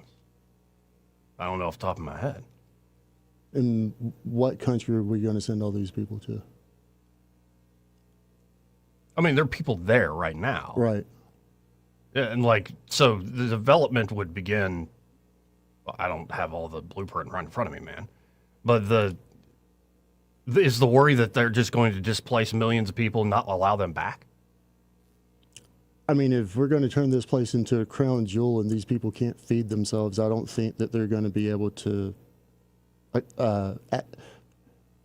accommodate or to get with the times whenever the environment changes. So long as we know where we're going to place all these people and everyone's happy and it looks all this like peace, from the plans they're taking. No, the idea is to build it for these people. Is to build up the infrastructure in many ways, especially they don't just talk about New Gaza, they talk about New Rafah, which would be a major population center. I'm just not tracking. Apparently, Well, here's Kushner laying out some stuff. Thank you, Mr. President, Mr. Vice President, Secretary Rubio. We cannot change the past, but I think that what you're seeing today is that we can potentially change the future if we focus and do this in the right way. We tried to structure this meeting like a proper board meeting, like we do in the private sector, where we have all the preparation, we get the right people together, and we really report on what our challenges are, what the opportunities are, and what are the approaches. What you've seen today is just a small sample of the work that's been done, and I really want to thank the entire team that's worked so hard at this. A lot of these people are volunteers. They're doing this not for any personal gain. People are not personally profiting from this. They are really doing this for their children and for their grandchildren and because they want to see peace. One small anecdote is Liran said to me, "Are you sure I should be presenting? I'm a Jewish Israeli and I'm working on Gaza and all these things." And I said, "That's exactly why you should be presenting today." If Jews and Muslims work together, Israelis and Palestinians with Americans and English and Bulgarian and people from all around the world, then we can kind of join on a common goal, which is peace and togetherness, and that's really what we've done. I want to thank President Trump. I remember working with you on your first foreign policy speech in 2016 that you gave at the Mayflower Hotel, and at the time, those ideas were considered to be very, very radical. What I saw as somebody who didn't have any foreign policy experience were just common sense ideas. Why can't the world be better? Why can't there be peace? Why can't there be more prosperity for all people in all ways? And I think over the last decade, you really have changed the way that the world thinks about a lot of these things. And I think that this organization is bringing a new approach and new ideas and new people together in order to effectuate it. I'd really like to thank all the countries that joined on very early. I see this as a very self-selecting group of countries that really believe that the future can be different and wanted to join in partnership and put their reputations and their resources and their time and their ideas on the way to say, these are the challenges we're putting that we're solving in our own countries. We want to come with new ideas because we've achieved success and we believe that the world can be better in that regard. So I don't have to go through these slides in great detail, but we've secured today even without the president's, amazing commitment, over $7 billion. As Mark said, we don't really have a resource issue here, although we are going to need everyone's support. We just need to be executing and doing this in a good way. We've dealt with the humanitarian issue. We've returned the hostages. But the one final thing I just want to talk about as well from our perspective is that the President Trump in his heart wanted to get the hostages home, but he also really wanted to help the people of Gaza. He saw the suffering that they were enduring, not through fault of their own, because of the bad leadership that they had, the situation they were born into. The war was a horrific, horrific situation. And I think through this process, thanks to Ali and the committee, we are now here to fully support the committee. We are here to help the people of Gaza, to lift them up and give them every opportunity to succeed. And we really see this as a partnership with them and with the Israelis to see if we can create an environment that can be peaceful, that can be functional, that can offer people the opportunity to really live a better life. And I think you've seen some of the work today, and hopefully we'll be successful. Like I said, the last one, failure is not an option, and we have to really push forward and keep finding ways to succeed with this. So really thank you, President Trump, Vice President Vance, and Secretary Rubio, and obviously Steve, who's been, like he said about me, I feel just about him. Working through all these challenges has been an absolute honor and a pleasure with you, and I've really been very lucky to have your partnership. So really thank you all. So that's the official line. That's the official message. And the White House is pumping this up like crazy today. That's why I'm addressing it, and I'm addressing it because I think at least it's a different approach. Is that? I would encourage you to go watch. It was actually right before the first half of it. Jared Kushner recorded a long podcast with Lex Friedman, where he stretches out his legs and he can tell the whole story of how he came up with this idea. It's first the Abraham Accords. Then after they did the initial part of the interview, October 7th happened. And in many ways, I think October 7th happens, well, there's still a big question mark there about security lapses. But also, I think you can look at the Biden administration and how they took their foot off the gas and actually pursuing what the groundwork laid by the Abraham Accords and these sorts of things. But so he came back after and continued the conversation with Friedman. And again, there you get that full perspective of, it's almost a story of a neophyte, how, experience can be the enemy of innovation. So this is the way we've always done things, kid. But sometimes that kid who doesn't have that bias and built-in institutional thing, especially when that kid is empowered by, say, a president of the United States to go pursue this sort of thing, that kid finds, oh, there's a bunch of other kids like me who hate how it's always been done as well, and let's actually just do this through direct personal relationships and networking instead of the official organs of international relations. Who's the rep for the Palestinians? Well, off the top of my head, I don't know. Okay. I mean, they were just talking about, partnering with, and listen. I don't know the guy's name, but I'd imagine there are plenty of partners on the Palestinian side as well as everybody else. I'm curious. I mean, I'm asking. Yeah. We'll see. Hey, this part of the program brought to you by James Cole and Cole Plumbing. And they're at Cole Plumbing. They are ready to help you out with, a big problem like a burst pipe inside or outside your home. They can find it where the leak is, where the problem is, without tearing up your yard or tearing out a bunch of drywall and whatnot. They can do it with precision and expertise with minimal discomfort to you and your home. And, of course, they can also help you with, smaller problems like a stinky garbage disposal that doesn't even work anymore. Keep flipping the switch and nothing's happening. Or it could be you got a toilet that's always running, or a faucet that's always dripping, or a tree root invasion. So it's not a huge leak, but it's still causing all sorts of nasty problems, like stuff coming up in the drain. And, of course, they can also help you when you don't really have a problem other than you want nicer things. So maybe you want to upgrade to a tankless water heater system, a nicer brand new toilet, maybe a taller toilet if you're getting up there in age and your knees don't work quite as well. Toilet. And they can help you. Any new accessories, bathroom, kitchen, any plumbing needs. Check out Cole Plumbing. You can always make an appointment online at coleplumbing.com or give them a call at 279-8919. That's 279-8919. And just remember, folks, when you have trouble with your bowl, call on Cole. Again, 272-9228. And the tragic irony might be all this stuff we listen to, it works. And yet everybody's still just like, nobody cares in America. Nobody cares. It's like, oh, you pulled that off. Oh, good for you. But what about my kitchen table? Eggs went up 5 cents. Right. Why haven't you arrested this guy or that guy, the deep state, and all the other things that might leave one malcontented? And I'm not saying they're bad reasons, but I suspect that might be, if I had to envision the future, that Trump will end up, and this team will end up accomplishing a lot of great things, and nobody will care. Except for maybe the people directly affected by those great things. But politically, you'll be it's sort of the tragic hero thing.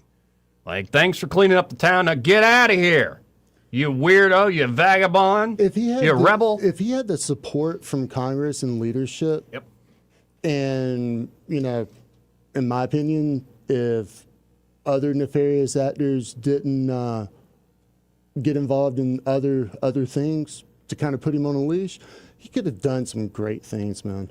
I mean, we have more cowards in government. Especially in the Congress. Yeah. I mean, I give him props for all the novelty and just damn the torpedoes, full speed ahead. Yeah. Get out of the way. You guys have screwed this up for generations. We're going to try a different approach. Yeah. I mean, how many anti-globalist presidents have we had in the last 100 years? Like 0. Trump. They killed Kennedy. Yeah. And maybe Teddy. Well, that's more than a century Well, ago. okay, fair. Yeah. No, everybody else was kind of in the fold. Even the ones you like were Maybe kind of Reagan? part. I mean- Yeah, but Reagan was of that generation that built that system. Right. So I don't expect Or Reagan. it was built underneath him. Well, and to a certain extent, George W. Bush wing did not like having Reagan be the guy on top. So in a way, he's almost like that precursor of the full-on populist. But I think the actual harbinger of Trump was Pat Buchanan, in the early '90s and stuff. Like that sort of style was much Perot. And Perot. It's kind of that combination of that cultural conservatism and business practicality and fighting the establishment, and yes, the business practicality and the billions of dollars, and just having that mindset of knowing how the system works from that sort of 10,000 feet view. Like you're up there where the air is crisp and you can notice things and how things work. That even somebody who's been elected to the Senate for generations is doesn't even notice. But I think a lot of the people who come from the private sector are like, what do you mean you make this much money and you don't build or do anything? Like, what's the tangible product that you deliver to your consumer or customer, i.e. the voter, every day? Oh, you haven't solved anything, but yet you still keep getting paid and more money? Come on. 272-9228. Let's go to line one. You're on there. Who's this? Hey, Soldier Boy. Hey, what's up, man? Hey, I got to tell you something. Joe, when you were talking about cold plumbing, Mm-hmm. it just reminded me of something. My girlfriend, for Valentine's, right? So I didn't know it while I was at work. She had gone ahead and had the toilet changed out in the master bathroom. Now, you remember, Joey, I'm 6'5". Yes. And the average toilet height is 16 inches. Well, evidently she got one that was 19 inches, not the tallest one by Kohler, right? Yeah. So I go in the bathroom, and I'm like, what the hell? Something feels weird, I sit down, man. I was like, my cheeks are making contact at a half a squat. You know what I mean? It's got to be nice. And it is. And then I sat on it, and I said, honey, something's wrong with the toilet? She goes, yeah. She said, I got you one for Valentine's Day. Isn't that love? That love, is baby. love right there. That's real love. That's real love when somebody thinks of a gift that you actually, when you get older, you buy gifts of practicality. You know what I'm saying? Oh, yeah, and a gift you will use every day. Every day, at least maybe twice a day. Stop. So hopefully twice Stop a day. it. Stop it. I get what you're saying, but stop it. But you know what I'm saying? And it's like I couldn't believe it, man. I felt like a UFO. I was able to levitate right over that porcelain goddess. Great, man. Well, I'm glad you're satisfied. But no, it's funny. As a friend of mine who builds houses, he says that's starting to be the norm. They're starting to put those in houses as standard. Oh, yeah. And, like, if you get, like, in old Cloverdale, some of those old school toilets, like how short they are to the ground and small they are, I'm like, my butt even that big? Like, dadgum. Well, when you get older, too, you got to have handles on the side to squat, to get all the way down before you make contact. Man, at 19 inches, man, that porcelain goddess is right there. Well, I'm glad you're a satisfied customer there. Cold plumbing. Well, I'm satisfied with my lovely thinking of a gift that I can actually use. Amen. Well, I appreciate it, Soldier Boy. No box of chocolates or flowers for me, baby. Talk to you later, man. We've got to hit this break. But first, this part of the program brought to you by Pest Pro Services. And there at Pest Pro, Ashley and that great team are ready to help you out with, in particular, 'tis the season for termites. You ever been in a termite swarm? Man, not very long. I have been, but I got out of it pretty quickly. Stuff of nightmares, right? Yeah, like ants on steroids. Right. And if you have that swarm, it means, you got an even bigger problem. They've been eating up that home of yours. You got less house. So go ahead and get the inspection done. That way you can have peace of mind, okay, I don't have them. And they can lay down year-round protection. So essentially bait traps. So if termites do get near your property, they're going to hit that bait first, and then Pest Pro can come take care of them. So you don't have that major, very expensive problem. And they eat year-round. Yeah. They're not seasonal. But like kind of February, this is the time where folks need to, spring upon us especially, you need to get it inspected. And of course, you can sign up for their everyday pest control basic package. It's like a monthly subscription thing, very reasonably cost. And you add to that the termite inspection protection, mosquito protection when the time is right. Roaches, wildlife control. Maybe you got something in your crawl space. Really? Yeah, like a snake or a critter. Or a bear, well, that's California. I don't know if Pest Pro deal with a bear. But you get what I'm saying, folks. They can help you across the board with any of your pest control needs. Just call them up today at 265-9990. That's 265-9990. Or you can always go to ppsriverregion.com or just search Pest Pro Services on the Book of Faces. When you want to know, call a pro. Pest Pro Services. And be sure to tell Ashley and that team that Joey and Byron, those fellas on the radio, sent you. He may not know whether he's coming or going. But whether you're going to work or coming home, Greg Budell is there. Mornings, 6 till 9, and afternoons, 3 till 6. Only on News Talk 93.1 FM, WACV. President's Day savings start early at Royal Furniture. From now through February 23rd, score incredible deals during their President's Day sale. Get 60 months, no interest, and no money down on purchases of $2,000 or more. Plus, don't miss out on their free mattress event. Get a free queen mattress with any in-stock 5-piece bedroom group, $9.99 or more. Bedrooms as low as $17 a month, living rooms from $10 a month, and dining rooms and recliners from just $7 a month. Shop Royal Furniture in Prattville, Montgomery, Auburn, and 11 other locations in Alabama and Tennessee. Royal Furniture, style, comfort, and savings fit for a president. Clogged drain? Overflowing septic? Don't panic. Call the experts who've been solving plumbing problems in the river region for more than 50 years. The Tierce family's local Roto-Rooter team specializes in fast drain cleaning, septic repair, and installation. One call and your troubles are on their way down the drain. That's 272-7130 or visit rotorooteralabama.com. Roto-Rooter, always here when you need us. Oh, Roto-Rooter, that's the name. And away go troubles down the drain. Roto-Rooter. This is your roving reporter. Today I'm talking with a prospector. That's right, man. I'm prospecting for gold. You dig? No, but it looks like you do. And you know the first thing I'm going to do when I strike it rich? What's that? I'm going to hire David Ernest to be my money man. You mean everyone's favorite asset preservationist? That is correct, man. I'm going to call him up at 833-596-7233. 833-596-SAFE. You know, I've heard a lot of good things about David Ernest. You know, he's the best money man around with over 40 years of experience. Experience is necessary, especially when you're digging for gold. That's right, man. And I can see that you don't have very much experience. What do you mean, man? Well, you have the little plastic bucket and shovel like a kid would take to the beach. Yeah, man. Well, I want to start out small and then kind of pace myself up until I strike it rich. Well, maybe you should call David Ernest first. You think he's got a shovel? Never know till you ask. I dig, man. Are you tired of the mainstream media's biased reporting? Do you want to stay informed on the news that really matters to you? Look no further than 1819 News. At 1819 News, we bring you the latest in Alabama news, politics, sports, culture, and more. We've assembled a team of journalists with Alabama values dedicated to the truth and the truth alone. Visit us at 1819news.com today. That's 1819news.com. Subscribe to our newsletter. Honest News, Alabama Values. Yes? Yeah, I'm Bill. You called about some breakers tripping? Oh, yes, Bill.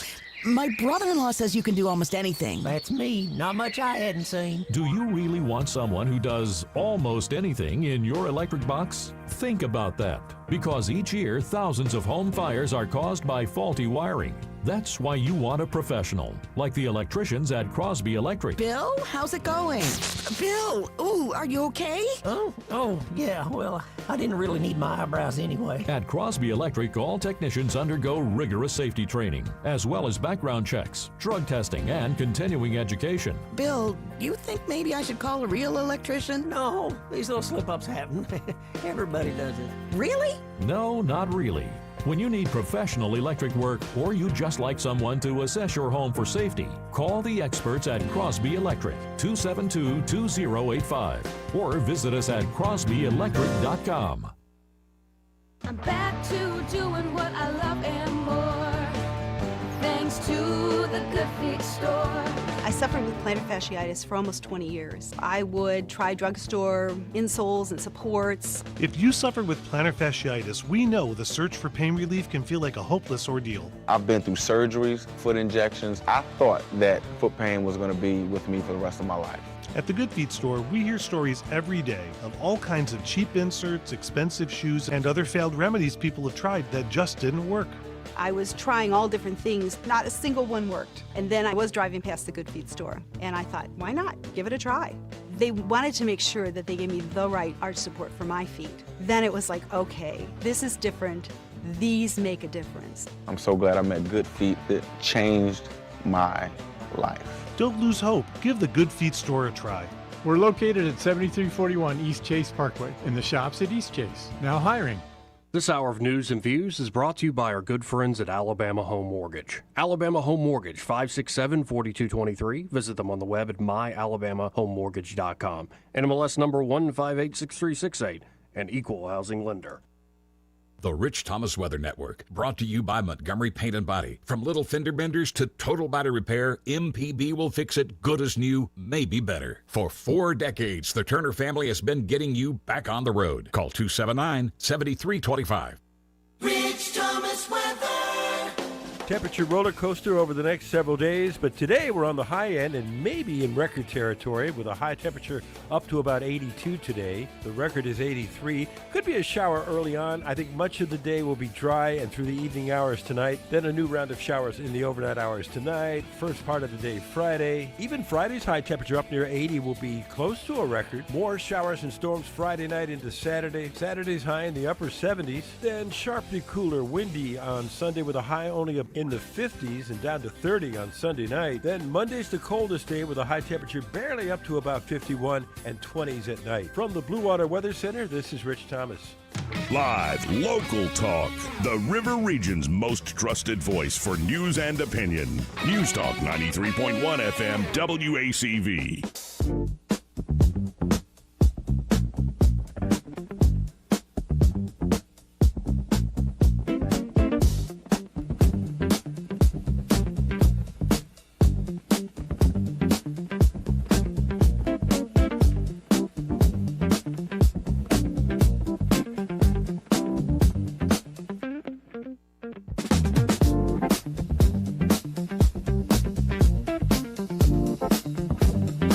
Joey Clark.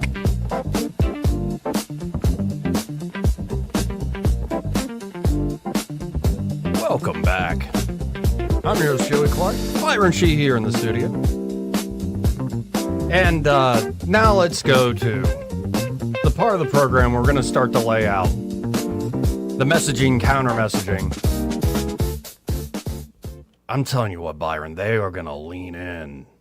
And I don't know if it's going to work, but they are, Hillary, by they I mean the Democrats, Hillary, AOC, they are leaning into, these are just racist yes, like Nazi, fascist, white nationalist, all Christian nationalist is the new thing, the new label. And yes, there are some folks that claim to be Christian nationalists just straight up. There's also folks who claim to be nationalists and Christians as well. And it's a whole thing. Like, what exactly do you mean by it? And there are many well-written books about Christian nationalism.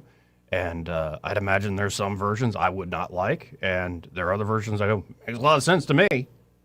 Makes a heck of a lot of sense. Very much like Rubio's speech. But they are going to lean into it. They're not, it's their favorite toy. Essentially the racism charge. And so last night, or yesterday afternoon at the White House, this little moment occurred where it was Trump's opportunity, because it's February, right, to celebrate Black History Month. And this little moment happened that I honestly kind of loved. Let's listen in. Come on in. Thank you. Yes, you can. Thank you. Thank you. That's so nice. Thank you. I like her. Please. I like him too. One thing I like about him, he keeps it real just like Grandma. I appreciate that because I can trust him because he tells exactly how he feels and what he thinks. Thank God for this president. I am filled, my cup runneth over.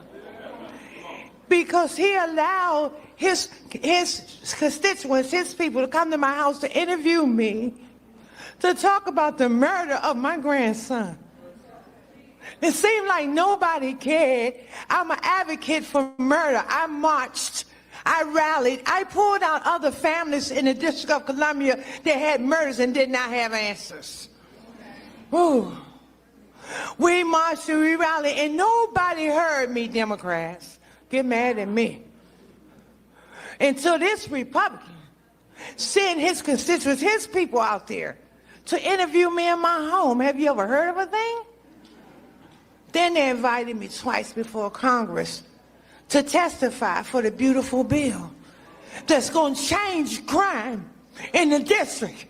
If you kill somebody, okay, you take a life, you do life. Just that simple. If you do a harsh crime, you do harsh time. Just that simple. And then we need National Guard, and which we did years ago. He brought it on.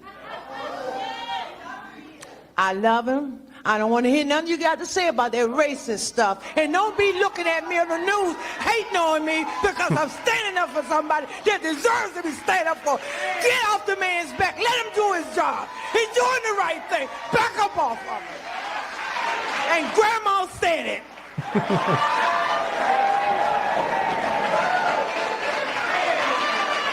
And if you're not watching, you haven't seen the video, folks, Trump the whole time is just over there like patting her on the back. And at one point he couldn't help himself too. He's like, me and Jesse Jackson were great friends. I know you hate for me to say it, but we were great friends. I helped him a lot. He was a great guy. He was a good man.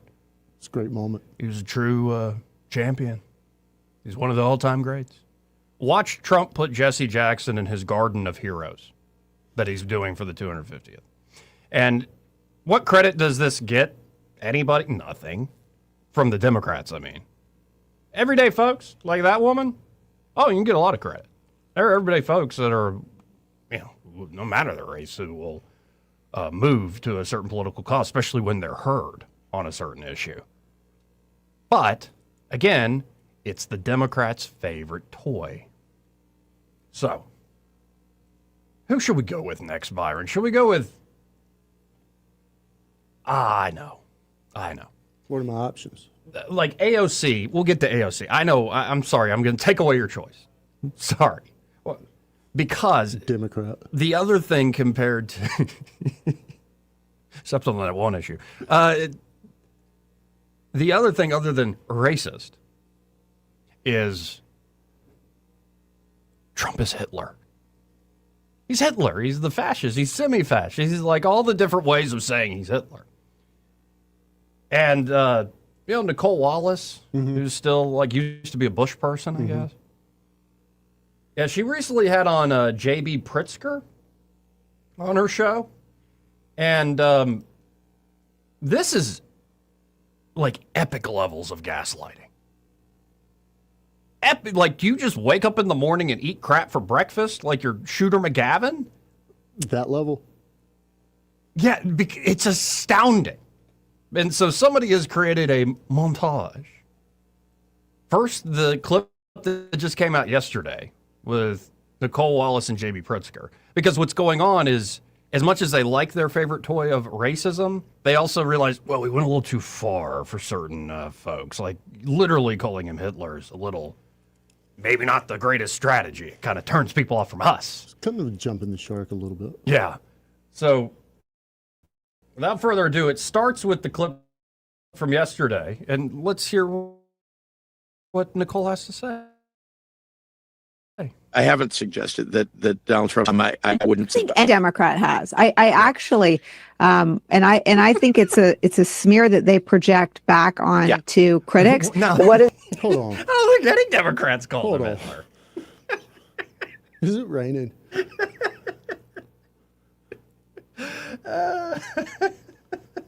But here's the thing. We have this montage just from Nicole Wallace's show. Oh, thanks. You were saving me some effort. I was about to. Oh, no. And then another reporter asked Caroline Levitt, when has the president ever been falsely accused of racism? And so the White House has now put out a thread of, like, including that very reporter who asked the question and many others. A day that ends in Y? Yeah. Because it's just assumed. And that's why it's like, I love these little moments. Like, you know, that video he shared where it had the Obamas, like, you know, in the Lion King thing. I like this line about disparaging monkeys. Yeah.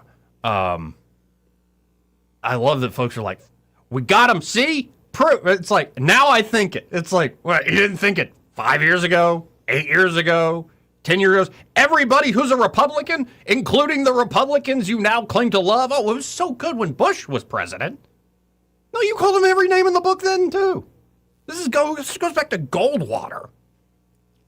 Like, I mean, it's the classic play since World War II, essentially, and civil rights. It's like, you're George Wallace, you're Bull Connor, you're Adolf Hitler, you're like, just any sort of suggestion that maybe we should go to the right on some issues.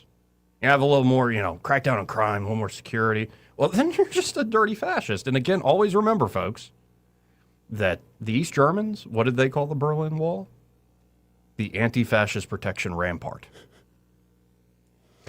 Now, I'm not saying everybody on the left's a commie, but again, let's start this over. It starts with, I don't think any Democrats ever called him Hitler, and just Nicole Wallace's show over the years, we have a collection. I haven't suggested that Donald Trump is Hitler.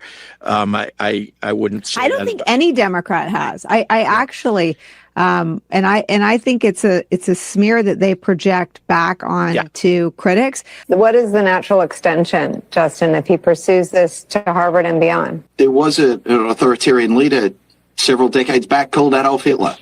Hitler came to power and the scientists left. The military survive in that climate. In the same way that it happened in Russia with Stalin, the same way it happened with Hitler, eventually you get generals and admirals that are in there that only tell the leader what he or she wants to hear. To the extent that the rule of law and an assault on the rule of law was an obscure, intangible thing, we're now seeing it in action. If you look back in history, you can see very similar parallels that took place in other countries that really went down that authoritarian road, including in pre-World War II Nazi Germany, when Hitler and Nazi officials basically took over Frankfurt University, which was the bastion of independent thought and progressive thinking and independent thinking, which is what's, Hitler didn't want. And so again, this is what authoritarians do. They try to control all of the aspects of social life. When Trump talks about peace and Putin talks about peace, it's autocrats getting their way. That's it. And Mussolini and Hitler said they were being the purveyors of peace. I resisted for a long time analogies to Hitler's Germany. I've got in my Substack today, though, it's really uncanny. The same episode where Hitler, early in his tenure, before he's totally taken over the government, some local prosecutors go after his brown shirts and they convict them, sends them, and then he releases them. It's really the same thing. Throwback to what? Yeah. Throwback to what? Poisoning the Well, blood. I mean that is literally Hitlerian rhetoric. Right. You know, and I understand. What do people think of what happened to us? The parallel here is to maybe show up on the shores and say, no, we'll go with Hitler. I mean, what do they think about the switching of sides with the turning of who occupies the Oval Office? I believe every voter who casts a vote, regardless of who they vote for, has to know that Donald Trump believes Hitler did some good things. And what did she say yesterday? I haven't suggested that Donald Trump is Hitler. I wouldn't say I don't think any Democrat has. I actually, and I think it's a smear that they project back on to critics. I'm not for government overreach by any stretch of the imagination, but I would love some sort of like accuracy index to pop up on screens of pundits like before the show so that you can see how much is accurate and how much is just complete BS. Right. Well, the problem is the average American who watches this slop has the memory of a squirrel.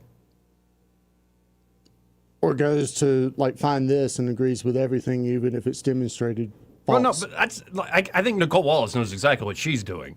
But I think there are certain folks who go, "Well, Nicole's right.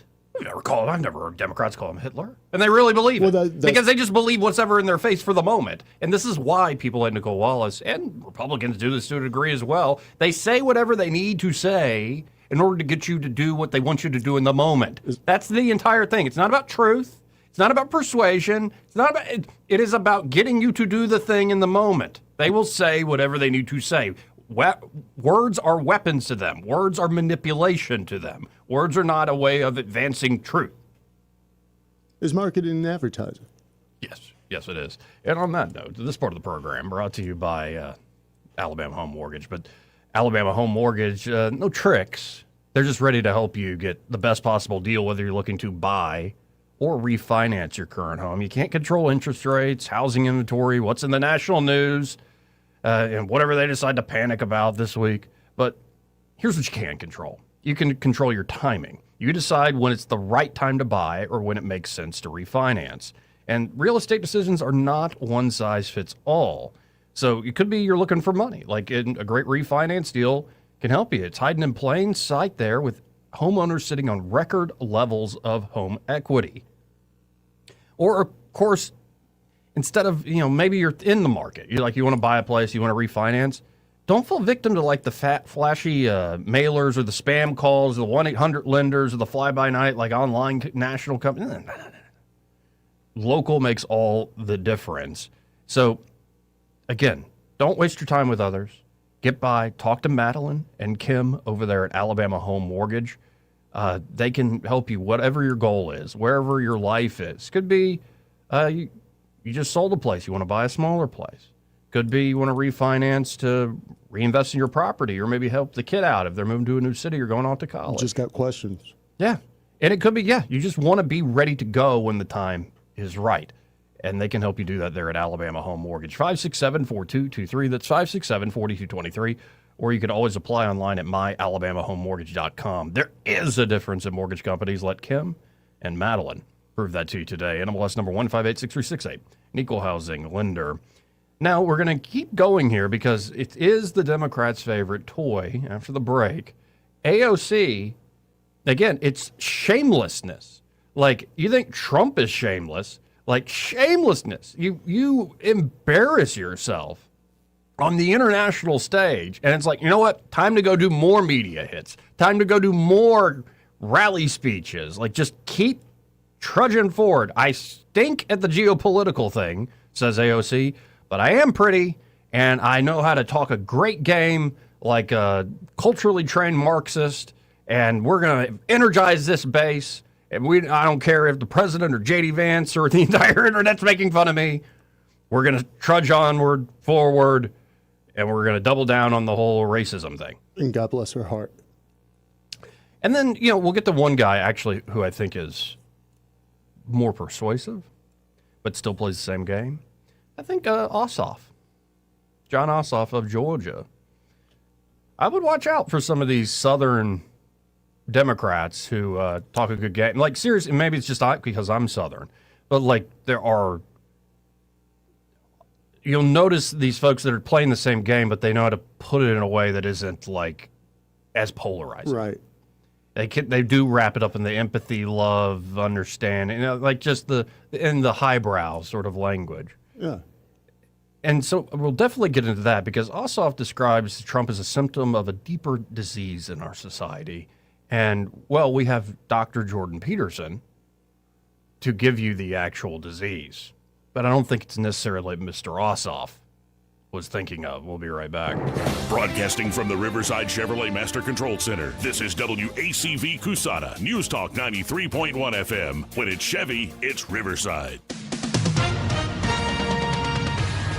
With SRN News, I'm Bob Agnew in Washington.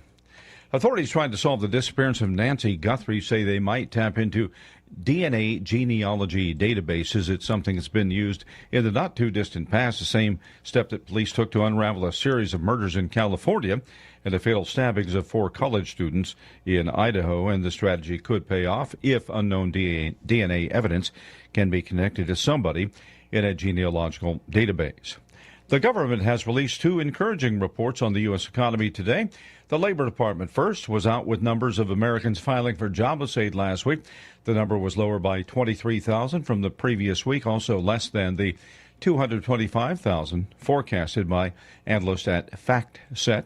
Separately, the Commerce Department reports today the trade deficit was less last year to just over $901 billion. This is SRN News.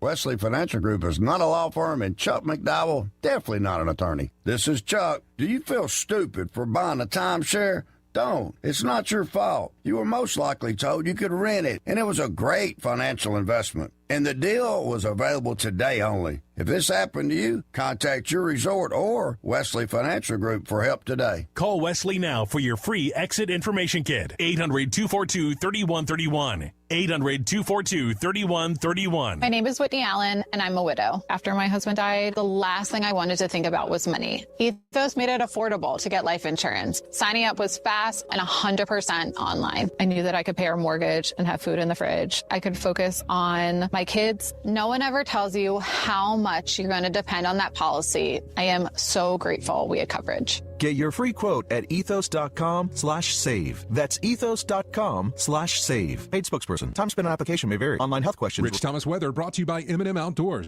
Book your stay today at MNMCampground.com for relaxation at its best. It's easy to find and hard to leave. M&M Outdoors, your home away from home. Rich Thomas weather.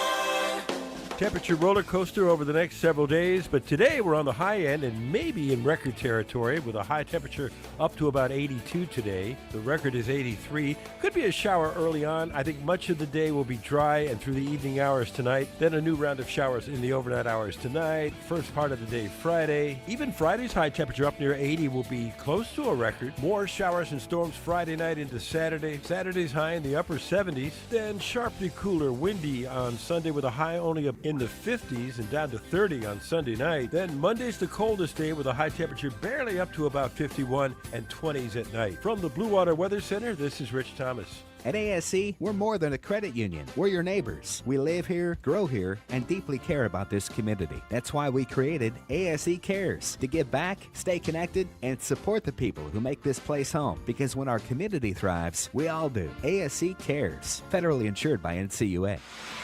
1819 News. The bookkeeper at the Waddawa Utilities has been fired from her job after the Utilities Board voted unanimously last night to do so. Brendan Boone is the latest employee to be removed from the utility as it's now embroiled in a scandal of financial mismanagement. Problems within the Waddawa Utilities have been brought to public attention by a new city council member, Jerry Huddleston, following an audit that was conducted of the utility's finances. The city council chairman, Barry Waldrop, says that public funds must be accounted for with financial statements that are presented to the board as well as made publicly available. Waldrop told the members of the utilities board that failure by the bookkeeper to do so is grounds for removal and liability. That's when the unanimous vote took place. The Alabama Examiners of Public Accounts is now conducting its own audit into the utility's finances. I'll be back with more Alabama stories after this. Some of the greatest blessings is just having the people that care about you, to have someone that's just going to love you and make you feel important. They encourage you to be in church. They encourage you to be in prayer. They encourage you to be in your Bible. Now it's a part of my day every day. My house parents planted seeds in me that you can see where those seeds have sprouted in my life and helped change my life. Big Oak Ranch, a Christian home for children needing a chance. A Mobile County man has entered a guilty plea for charges of sex trafficking an underage girl. 60-year-old Joseph McDonald told the court that he did buy the young girl vapes in exchange for sex. McDonald's wife caught her husband with that girl in March of last year. McDonald's plea was entered with a magistrate judge this past Wednesday. The first ever IKEA store in Alabama is ready to open its doors. IKEA in Huntsville will have a grand opening this coming February 25th. I'm Andrea Tice. For more news affecting Alabamians, go to 1819news.com. And while you're there, subscribe to the daily newsletter. This is Jennifer Pestruccelli, General Sales Manager and co-owner of Blue Water Broadcasting. We're home to 7 radio stations at a rapidly expanding digital marketing platform, and we're looking for our next great sales professional. At Blue Water, you'll build customized campaigns that include radio and targeted digital marketing solutions. You'll prospect new clients, manage your own accounts, and work in a fast-paced, creative environment. Media or digital sales experience is a plus. Send your resume to jobs@bluewaterbroadcasting.com. Blue Water Broadcasting, local folks helping local business. Pizza and wings. Nothing goes better with watching basketball than with something to fill up the family from Pizza Perfect. Buy any large pizza and get 10 boneless wings for free. Absolutely free. Pizza Perfect is known for their all-you-can-eat buffet that includes pizza as well as spaghetti, breadsticks, salad, dessert, and drink for only $13. The buffet is available Monday through Saturday for lunch and for dinner on Tuesday, Friday, and Saturday. Pizza and wings from Pizza Perfect in Eastbrook. This hour of News and Views is brought to you by our good friends at Cole Plumbing, 279-8919. Cole Plumbing is number 1 in the number 2 business. You don't have to dig a hole. They have proprietary pipelining technology. Ask them about their tankless water heaters. Remember, when you have trouble with your bowl, call on Cole. Hi, I'm Carl Schmidt, naturopath and owner of the Herb Shop Wellness Center at 8161 Vaughan Road. You know, with over 30 years experience in natural wellness, I've seen countless health fads come and go. A few years ago, we added a patented technology that actually activates your stem cells. It reverses the aging process at the cellular level. However, you do need proper hydration and targeted nutrition. At the Herb Shop, our advanced scanning and testing technology allows us to accurately assess your nutritional needs and get a customized plan for you. Come in today and see what the Herb Shop can do for you. The views and opinions of the following program are solely those of the host and other contributors. These do not necessarily represent those of Liberty Acquisitions 825, Blue Water Broadcasting, its management, staff, or any advertisers.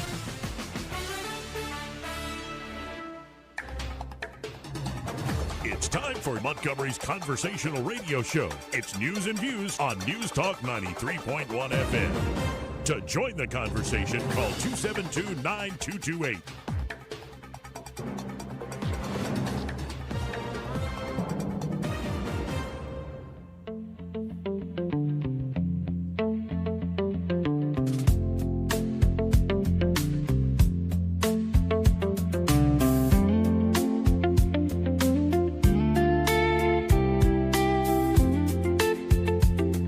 Joey Clark.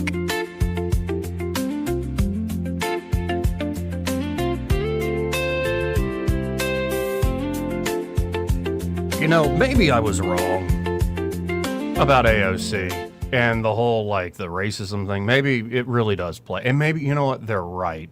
Maybe I'm the crazy one. I think they're crazy for thinking that this is going to motivate people that haven't been motivated already. Well, this is a recent campaign speech by AOC. But we must remember, in a time such as this, we are not the crazy ones, New York City. We are not the outlandish ones, New York City. Mm-hmm. They want us to think we are crazy. We are sane. Optically, does she not realize that she's coming off like that girlfriend? Like, I'm not crazy. I'm sane. Yeah. Oh, that is... You do this to me. That is classic. No, we're sane. We're completely sane. So here's AOC recently on the cable news network circuit. And this is completely sane right here. This was at a CNN town hall. Completely sane.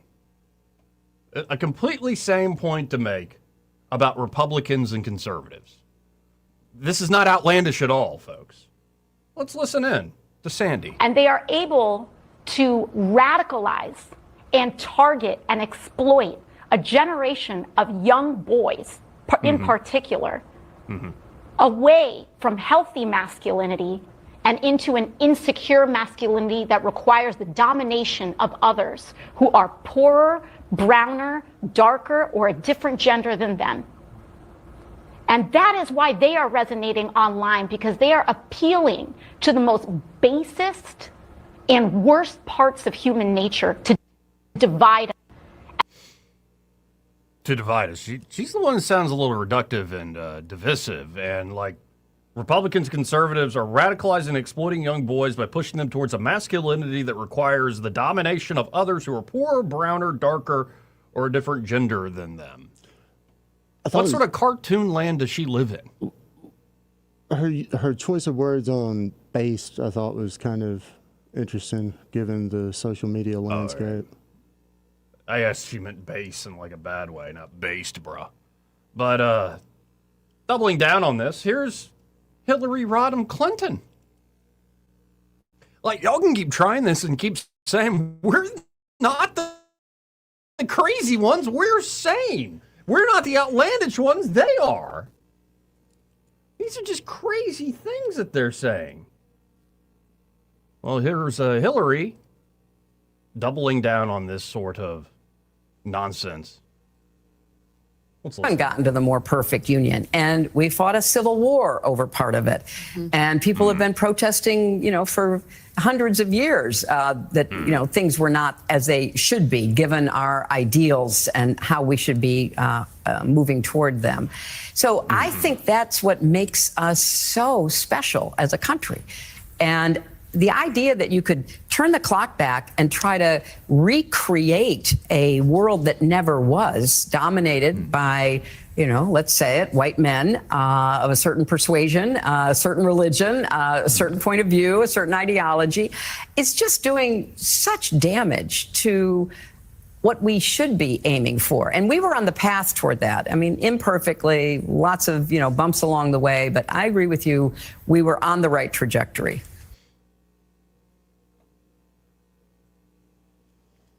It's crazy. We're not the crazy ones. No, you are. And actually, you're not that crazy. You're just lustful for power. And that's the kicker there. All the white men, they were just dominating people. They didn't do anything good. They didn't do anything great. They didn't build anything or found anything. They were just dominating people. So if you give me power, and the trajectory we were on, it was supposed to be right after Barack Obama, Hillary Clinton breaking that glass ceiling. This is my fight song. Take back my life song. And really, that would have ushered in this great era. No, it would have ushered in the domination and estrangement that we see in Europe in so many cases. Don't talk to me about domination. Our sovereignty would have been completely gone. I mean, we might as well just be a part of some sort of UN supergroup council deferring to The Hague. And now here is the senator from Georgia, who many say, you probably weren't even properly elected. No, I don't know if I could prove that, but we'll see. That raid on Fulton County and that court case, the underlying documents is quite interesting. I think some other people might be able to prove it. That's quite interesting. Yeah, they might be able to. I'm not able, but maybe somebody else here will be able to come up with a way to show, hey, y'all didn't play fair in 2020. But this is John Ossoff's short clip going to the great Christian, as James Talarico said, Stephen Colbert. And let's listen in. This is just very short. Donald Trump himself is a symptom of a deeper disease in our society. I mean, how is it that a demagogue who promised to tear it all down was twice elected to the presidency on false promises? How was that? These people are so out of touch, man. Yeah, I wonder what that was. Maybe the way of doing things was the disease. Maybe the fake, and I've been saying this for years, go back and watch the first debate between Al Gore and George W. Bush. It gives me the creeps. It's this highly produced, it almost has this golden hue over it. Like America can do no wrong, and you know what's coming. You know, be able to look back in hindsight. And the way we were doing, that's the disease. The estrangement from our roots. Treating us just like this big market area where you can buy and sell everything. And let jobs go overseas while we're also going to war overseas. And then we'll occasionally fight over like the cultural things to distract people every once in a while. But there's, I think, a deeper level to the disease that Ossoff is talking about. And it goes to what Hillary Clinton was saying, particularly, especially, goes to what AOC and her ilk are saying, and so many other trained activists. You know, I love that Bishop Robert Barron called out AOC for her Marxist tactics the other day in calling Rubio's speech an appeal to Western civilization just so thin. Or it's just straight up domination and patriarchy, right? And that's what's interesting. What is the disease? Like, why can't we talk to one another? How could, granting you the premise, Trump is a demagogue, I'll grant you the premise, because he kind of is. Jeb is a waste. Jeb is a mess. Jeb is a big fat mistake. Like, I didn't make fun of Rand Paul's looks, and there's a lot there.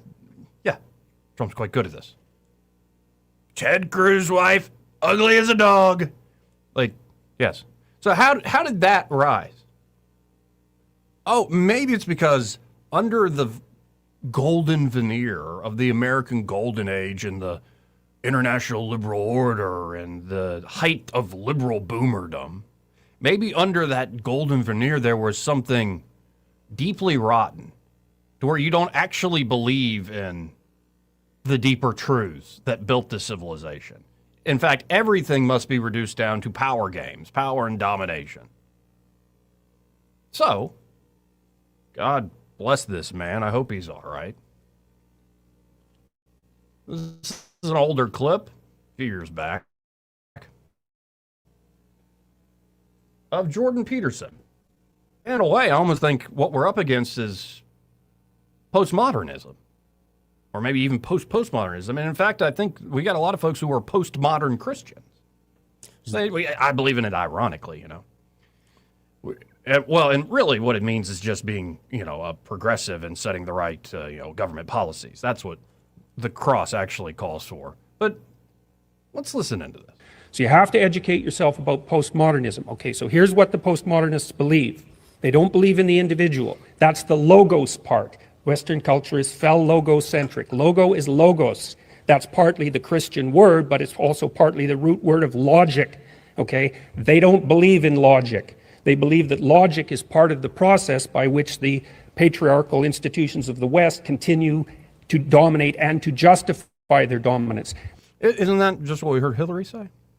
And what AOC is saying, essentially, what the Republicans and conservatives are training this whole generation of young men to do? They don't believe in dialogue. The root word of dialogue is logos again. They don't believe that people of goodwill can come to consensus through the exchange of ideas. They believe that that notion is part of the philosophical substructure and practices of the dominant culture. So the reason they don't let people who they don't agree with speak on campus is because they don't agree with letting people speak. You see, it's not part of the ethos. And by the way, it's not just logic. It is. In the beginning was the Word, and the Word was with God, and the Word was God. In the Greek, the Word is the logos. He keeps going. Okay, so what else do they believe and not believe? They believe that since you don't have an individual identity, your fundamental identity is group fostered. Yep. And that means that you're basically an exemplar of your race, hence white privilege, or you're an exemplar of your gender or your sex or your ethnicity, or you're an exemplar of however you can be classified so that you are placed in the position of victim against the oppressor, because that's the game. And it's a post-Marxist sleight of hand, right? The old Marxist notion was that the world was a battleground between the bourgeoisie and the proletariat, and that failed to have any philosophical or ethical standing, that argument, after the working class actually saw its standard of living massively elevated as a consequence of Western corporate democracy, Western free enterprise democracy, and also as a consequence of the revelations of everything terrible that had happened in every bloody country that ever dared to make equity and the Marxist communist dogma part of their fundamental structure, right? And nothing but murderousness and oppression. And so by the 1970s, it was evident that that game was up. The postmodernist Marxists just basically pulled a sleight of hand and said, okay, if it's not the poor against the rich, it's the oppressed against the oppressor. We'll just redivide the subpopulations in ways that make our bloody philosophy continue in its movement forward, and that's where we're at now. And so for the postmodernists, the world is a Hobbesian battleground of identity groups. They do not communicate with one another because they can't. All there is a struggle for power. And if you're in the predator group, which means you're an oppressor, then you better look out, because you're not exactly welcome, and neither are your ideas. So that's what you're up against. I would say it's time for conservatives to stop apologizing. And there are people that have warned us about this stuff for years, folks. And it shapeshifts, it has different faces. And yes, you have I will admit, like Sandy Cortez is popular online. Has quite a following. It works. It plays on people in all sorts of different ways. Now, how do you push back against it? One worry I have is that the right is just going to start being the mirror image of the identity politics of the left, and I think that's actually how you lose. How you win is you put the logos back at the heart of this society, and you understand the great civilization that we inherited. And thank God for the United States of America, because despite all the demoralization of Europe, and we have our own problems, obviously, we ain't that far gone. Let's go back to the grandma from D.C. Mm-hmm. She had a line about Trump fighting for her family, for other victims. I think what the left is missing, and what you're hitting all around here, by diminishing the individual and just kind of putting the emphasis on the self or the group, they are missing connecting with people so much. So unless they have that derangement syndrome, unless they have that mass psychosis, the Trump derangement syndrome, they're not going to receive any of this. Like the normal people who aren't on board with the transgender stuff, who's worried about paying bills and sending kids to school, healthcare, all that sort of stuff, they don't care about any of the stuff that AOC is talking about.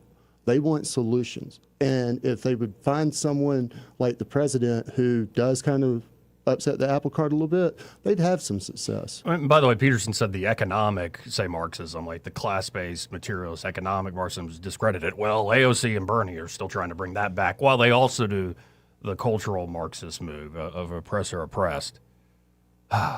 And what's just so rich about that is often the oppressed, when their dog has his day, become the oppressors. Mm-hmm. It's a justification that there are many people like this in the world, and in a way I can understand it, that because I was done wrong, I can do others wrong. Because I was dominated, I can dominate. Or it's a learned behavior. You don't know how to treat other people. Anyway, let's go to line one. You're on there. Who's this? Joey, what's up, man? What's up, Duke? How you doing? Oh, just sitting there listening to you, man. What's this race talking day or something today or something? What's going on? The Democrats made me do it. Really? Yeah, okay. It's their favorite toy. Ain't no racism in this. There's no racism in this country anymore. Y'all want you to understand that, okay? It's fully gone now. That's what I've been told. That's what I've been told. No more racism exists in the United States anymore. I mean, you know what I'm talking about?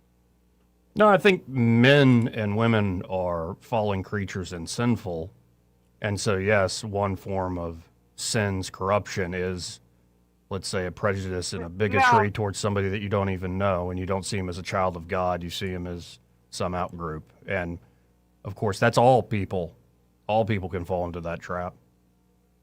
Not necessarily. I don't. Many people I know don't fall into that. Yes, and by the grace of God, thank God for that. Well, most people I know, we kind of keep our eyes open, what y'all call woke. Well, you know, we use woke in a different term, okay? Mm-hmm. Now, back to Trump. Trump's trying too hard to me.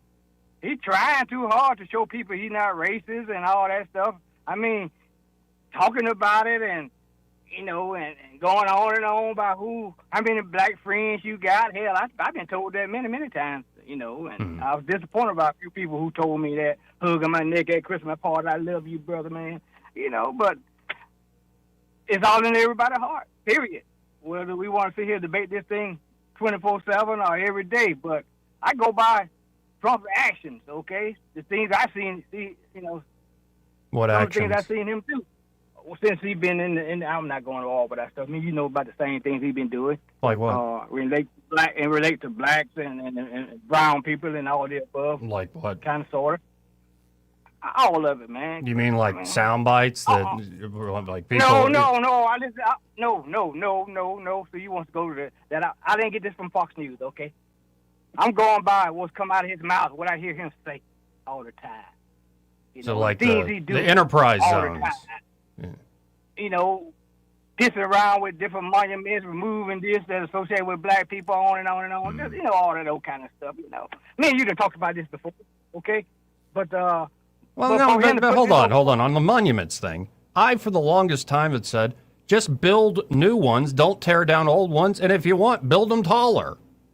But I wasn't talking about that in Pacific. I was talking about removing certain little slogans on.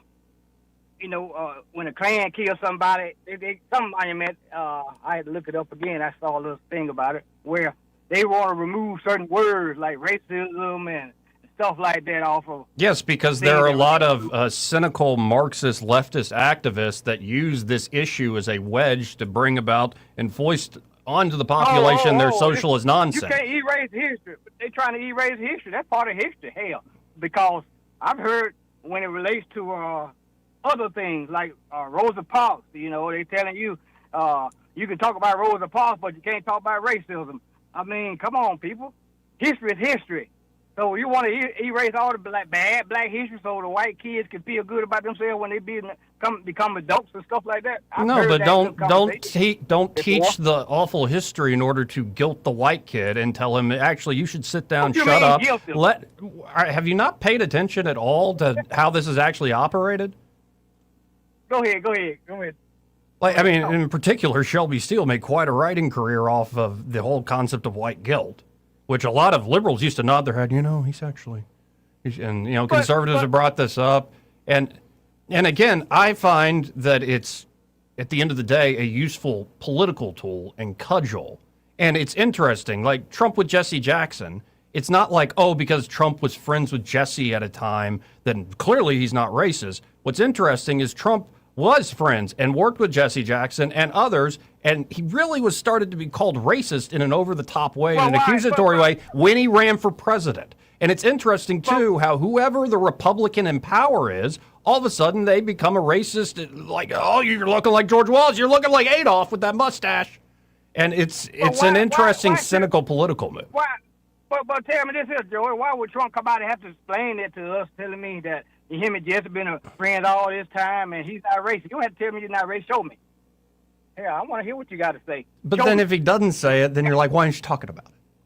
No. I just want to keep his mouth closed and stop putting up stuff on the internet and talking about other people did. Biden climbed that damn wall, acted like Spider-Man and posted that monkey and that gorilla, whatever it was, Obama's. You know, all that kind of stuff, you know. Foolishness. Kitty kind of stuff, you know. Throwing little stuff out there, you know, about, you know. I mean, take your pick. Again, like I said, take your pick across the board. Well, I can go on and on. What I'm going to do, I'm going to write a list of all this good stuff Trump in relation to the blacks, as he called us in the past, the blacks.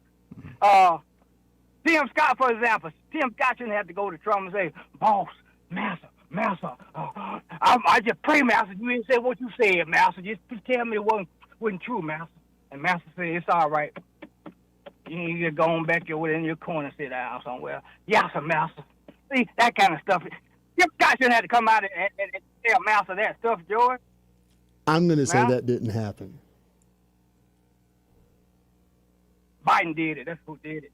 The stock market was out 50,000. Yeah, right.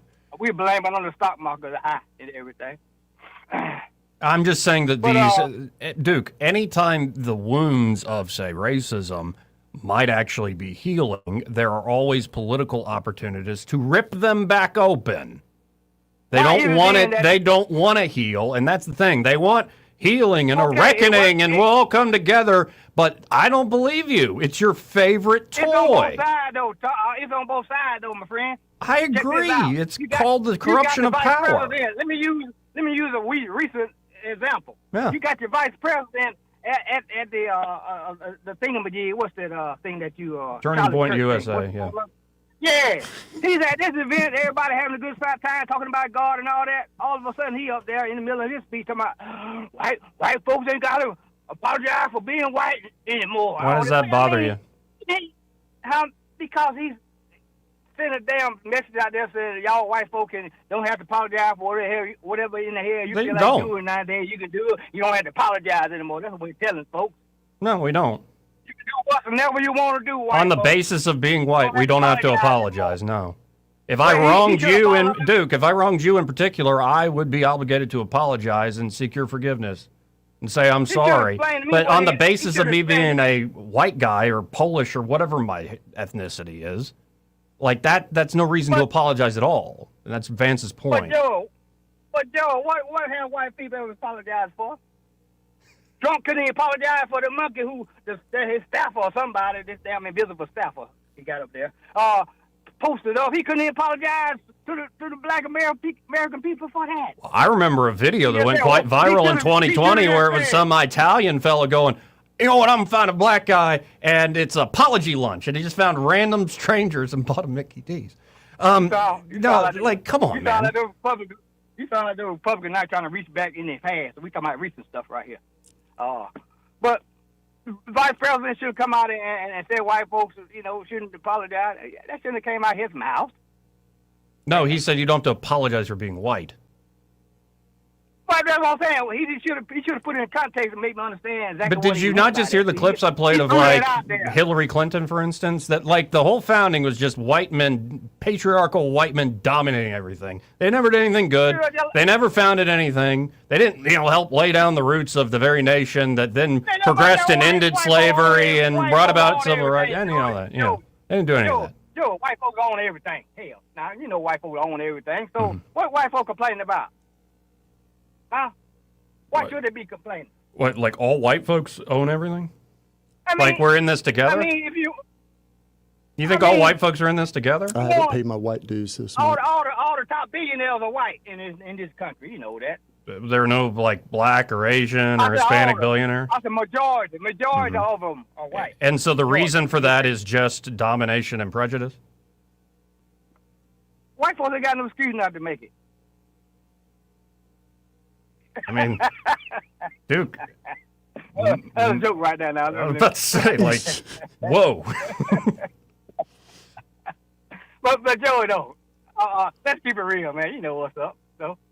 I honestly don't. I agree with what J.D. Vance said, and I'm over it in terms of the political discussion of it being constantly used as this cudgel. And it's an irony. I noticed it the other day where that James Tallarico guy said, "I didn't get into this race to compete against a talented black woman. I got into fight a mediocre black guy." And of course, all these folks are like, racism, and I'm so offended by it. But every single political operative in that race who's complaining about the racism is like, thank you, Tallarico, for this huge gift. So these things that wound us so deeply end up being a leg up. It's ridiculous. But Joe, here's the thing, though, Joey. Black folks haven't been talking about race none since last year, since Trump been in the White House. We haven't been talking about race much.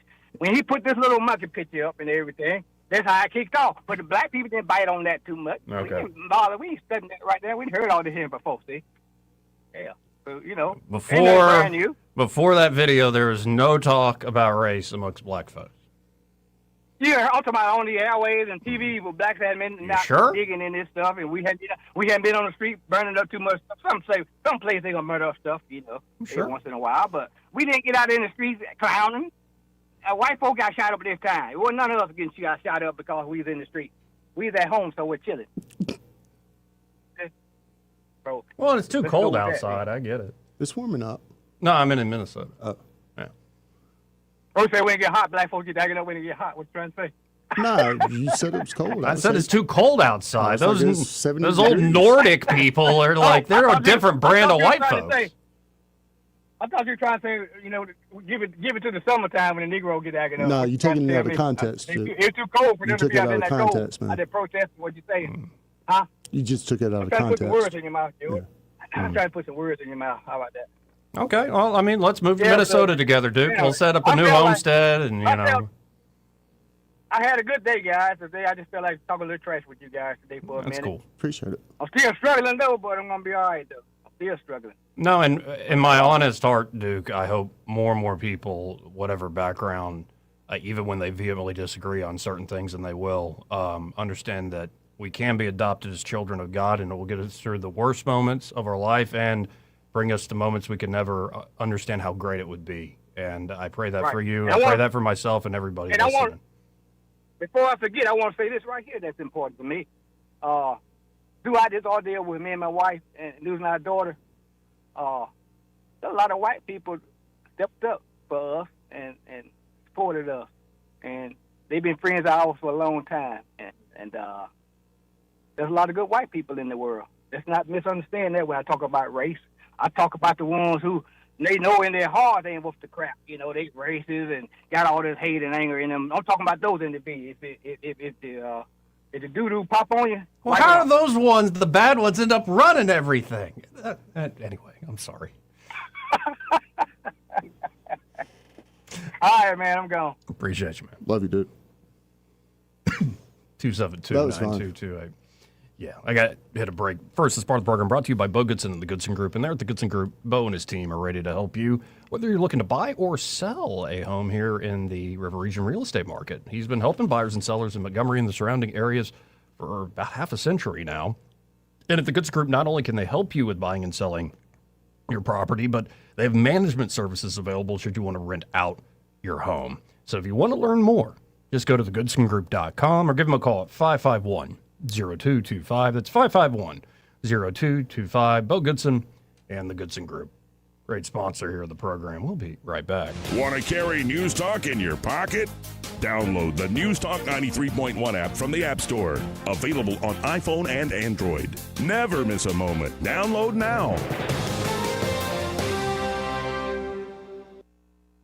Welcome to Eclectic Coins, Montgomery's largest coin dealer, specializing in buying and selling investment-grade gold and silver coins. And they have a large selection of rare coins and coins from around the world. Visit them at 543 Northeastern Boulevard or on the web at eclecticcoins.com. Eclectic Coins, where collectors who know go. Hi, this is Bo Goodson with the Real Estate Minute. Many of the real estate laws have changed recently, and you need to know how this might affect you as a seller or a buyer. As an agent of the seller, the agent owes undivided loyalty and full confidentiality to the seller. The listing agent can recommend repair services and vendors, pricing guidelines, tips to help get your house in selling shape, and negotiate offers and counteroffers for your benefit. A facilitator, which is the new term, cannot suggest a price or counter or recommend anything. They offer very limited services. A buyer agent solely represents a buyer's interest and can recommend mortgage lenders, down payment alternatives, and can suggest an offer price and write an offer. Whether you are selling or buying, you need someone in your corner that's trained to represent their clients. After training over 15,000 agents throughout the state and help create and close thousands of home sales over 4 decades, get the straight information from Bo Goodson at the Goodson Group, 221-2883. The Harriet 2 Riverboat has the perfect way to start your weekend each Friday with the Spring Dinner Cruise. Enjoy live entertainment as you dine on a delicious family-friendly dinner. Add your favorite beverage from the Cash Bar and dance the night away cruising the Alabama River. Get your family together and make it a family tradition. Boarding starts at 6:30 and cruise starts at 7. Book your cruise on the Harriet Tune now at funinmontgomery.com.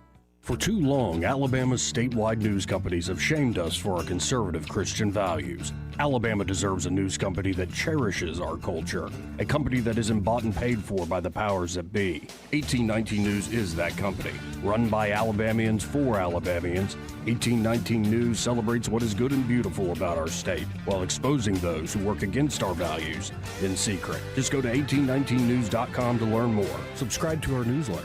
That's 1819news.com. This hour of News and Views is brought to you by our good friends at Cole Plumbing, 279-8919. Cole Plumbing is number one in the number two business. You don't have to dig a hole. They have proprietary pipelining technology. Ask them about their tankless water heaters. Remember, when you have trouble with your bowl, call on Cole. The River Region's News Talk Station. News Talk 93.1, WACV. News Talk 93.1.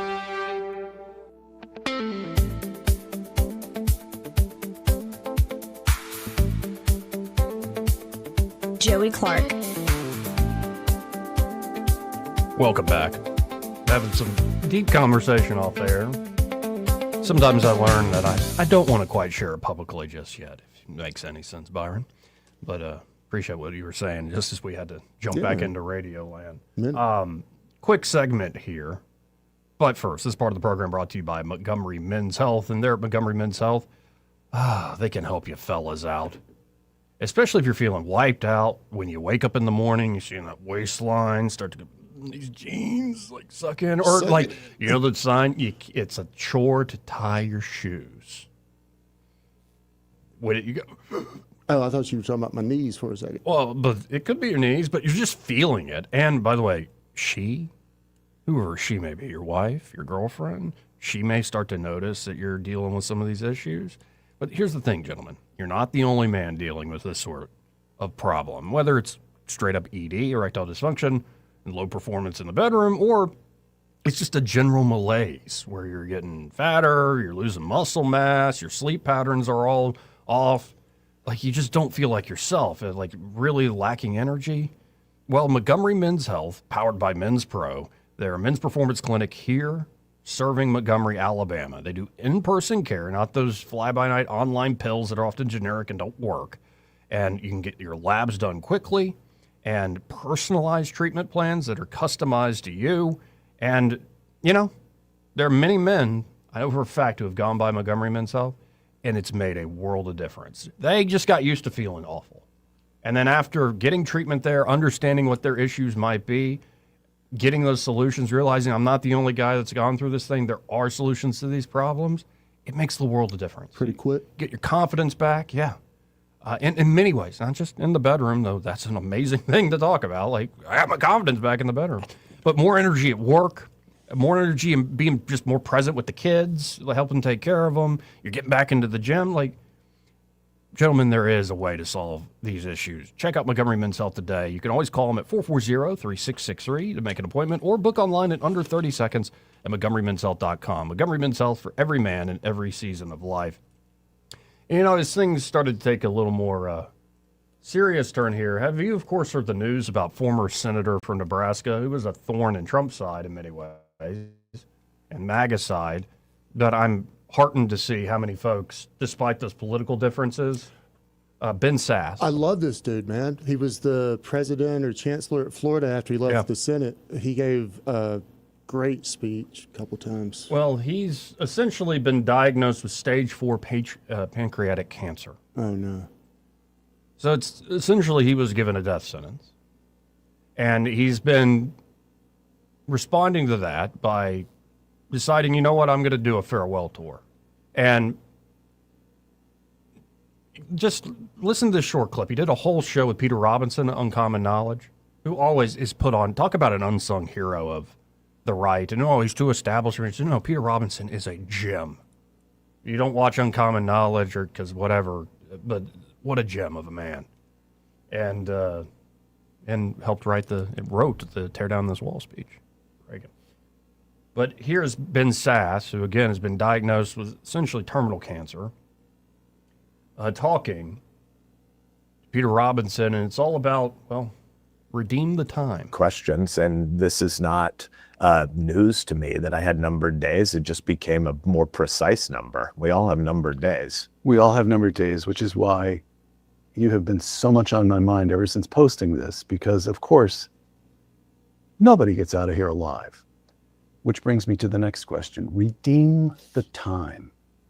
That sounds wonderful, but I want to know quite what you mean. It sounds like the kind of thing that we should all be trying to do every day anyway, but don't.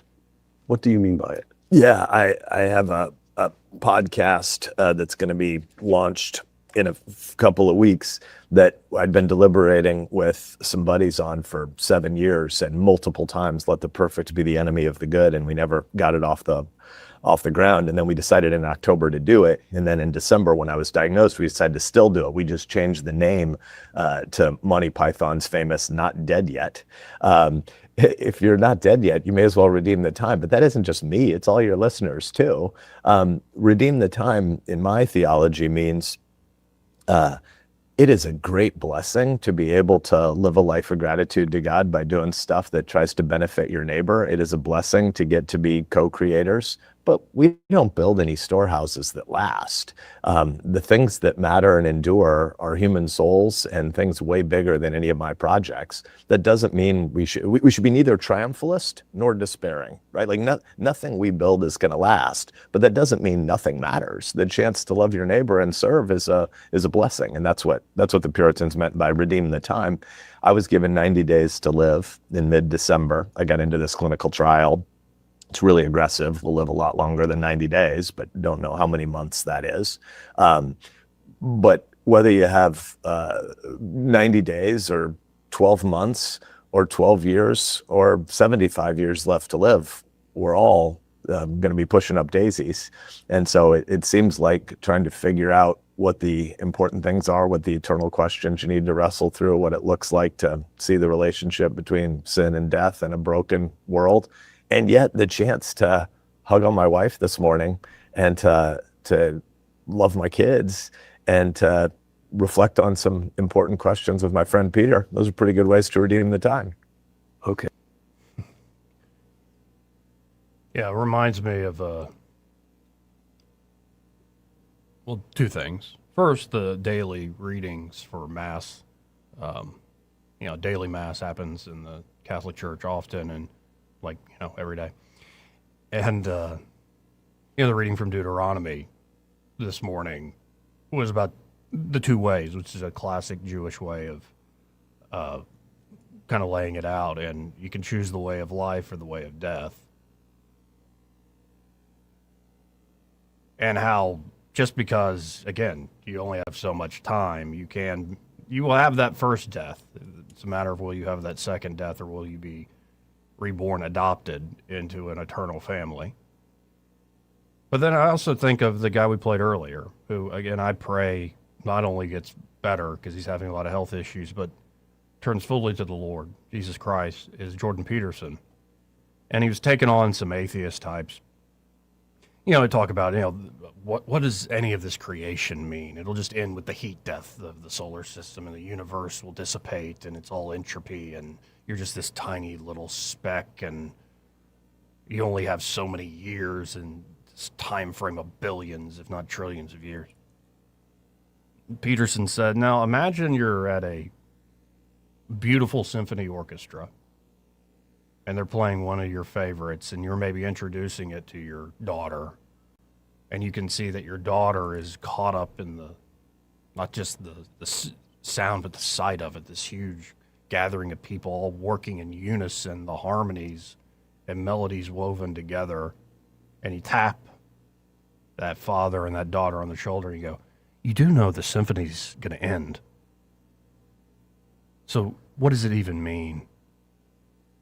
And you could easily look at that person and go, you're a dumbass. Of course it's going to end. But it will always have happened. And we will have always shared this moment. And beauty is one of the many paths to God. Anyway, we'll be right back. He may not know whether he's coming or going, but whether you're going to work or coming home, Greg Budell is there. Mornings, 6 till 9, and afternoons, 3 till 6. Only on News Talk 93.1 FM, WACV. Rich Thomas Weather, a service of Riverside Chevrolet Wetumpka. If it's Chevy, it's Riverside. Best price, best selection. Check them out on the web at riversideusa.net. Rich Thomas Weather. Well, hi, everybody. We are warm for now, but there are some big weather changes ahead for the weekend. For tonight, we are dry through the evening hours, very mild overnight, low temperature around 60, with the risk of scattered showers and thunderstorms perhaps in the overnight hours tonight and into part of the day on Friday. Friday's high temperature near 80 will tease a record again, with another round of scattered showers and thunderstorms in the overnight hours Friday night into Saturday and Saturday evening. This ahead of a cold front, but even Saturday's high in the upper 70s. Then much cooler on Sunday, highs only in the 50s. Winds will make it seem colder. We're down to 30 on Sunday night, and Monday's high only around 51. From the Blue Water Weather Center, this is Rich Thomas. Budget Floors and More has the best prices. Carpet as low as 69 cents per square foot. LVP starting at $1.29 a square foot. Sheet vinyl as low as 65 cents per square foot. And the lowest prices on flooring installation supplies. Budget Floors and More across from Del Rey to Publix. 2026 marks 60 years that hope has had a home in Alabama.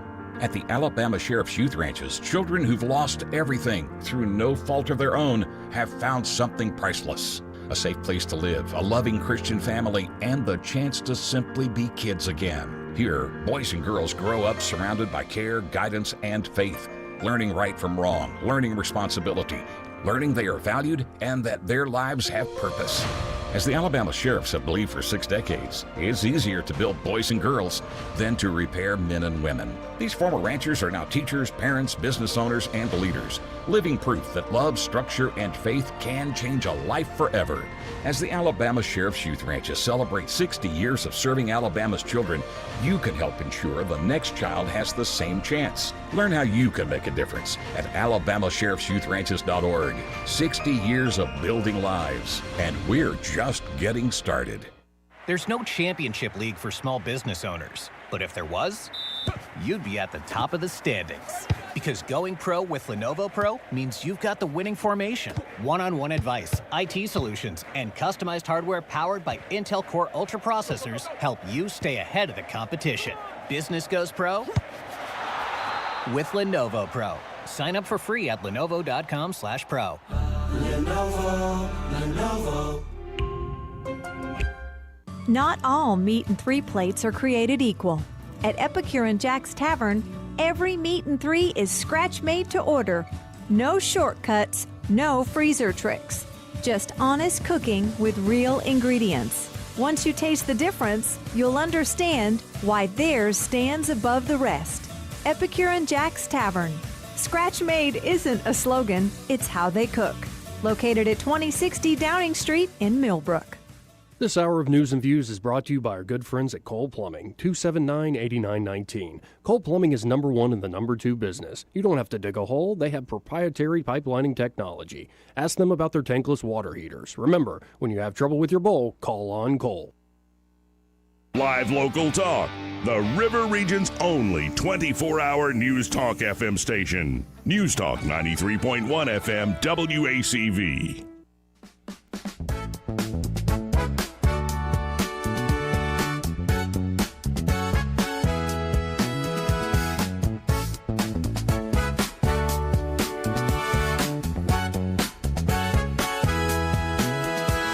Joey Clark. Welcome back. And, we were talking off air, and here's the exact quote from Luke. Then he, Jesus, said to all, "If anyone wishes to come after me, he must deny himself and take up his cross daily, and follow me. For whoever wishes to save his life will lose it. But whoever loses his life for my sake will save it." And God bless Ben Sass for having that strength, having that diagnosis. That in his final moments, how about I give some more? And give and give and give again. Let's go to Ray Bowles. Hey, Ray, how are you doing? How am I supposed to dovetail off of that one? Oh, we'll just jump right into it. I do it all the time. Talking about your eternal soul, man, I messed up today. I was supposed to go to the heart doctor to do this heart thing on my body, and they're going to like. So I didn't drink any coffee. I drank all my water. I didn't eat anything. I should drive out to Taylor Road at 10 o'clock because it's at 10:30. And the little lady says, "Are you sure you have an appointment today?" I said, "Yes, ma'am. Here's my paperwork." And she gets my paperwork, and she's looking around and trying to figure it out. And she goes, "Honey, your appointment was on the 18th." And I said, "Yes, ma'am. It's the 18th." It's not the 18th. It's the 19th. That sucks, man. It's funny, though, too. You selling it. It was, I was like, so as I'm in the middle of this, right, she's like, "Well, let me call up and see if they can take me." Of course, they couldn't take me. Angie texts me, says, "What time's your appointment?" I said 10:30 yesterday. Did you get an earful for that? No, I've got it scheduled for March 4th. So if I die of a heart attack between now and March 4th, you're going to be like, he could have saved himself if he'd just known the date. All you got to know is what day it is. Yeah. Yep. So, because, Barry Gillespie, it was in the paper, so I can say, he had a heart attack yesterday. Yeah. Yeah. He's doing great, though. Okay, I talked to him last night about 8 o'clock. No. He called me at 8 o'clock at night, and he never calls me at 8 o'clock at night. I'm like, "Bill, what are you calling me at 8 o'clock at night for?" He's like, "I just want to let you know I had a heart attack, and they got 2 stents in, but I'm feeling great now." Okay, you pulled a switcheroo on me there. I was like, "Oh, I didn't know that about Gillespie." Okay, yeah, right, he's all right. Yeah. And he's so fit. He's like, he was climbing a rope yesterday or day before yesterday at the and showing off how fit he was. And the next, you better go get your heart checked out. Yeah, I'm 53. It's time. Yeah. Gotta stay on top. If you want to make sure you don't have a heart attack, you need to call Prattville Carpet at 285-8117 because our prices will make sure that doesn't happen to you, and the work's going to be great. You're not going to be having a heart attack while we're doing it.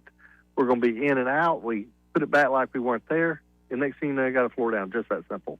Yeah, you get that peace of mind when you get the brand new flooring resurface job done. Again, 285-8117, and when you call them up at 285-8117, say, heard Ray Bowles on the radio with that Joey Clark guy, and you know what? I am going to go get my heart checked.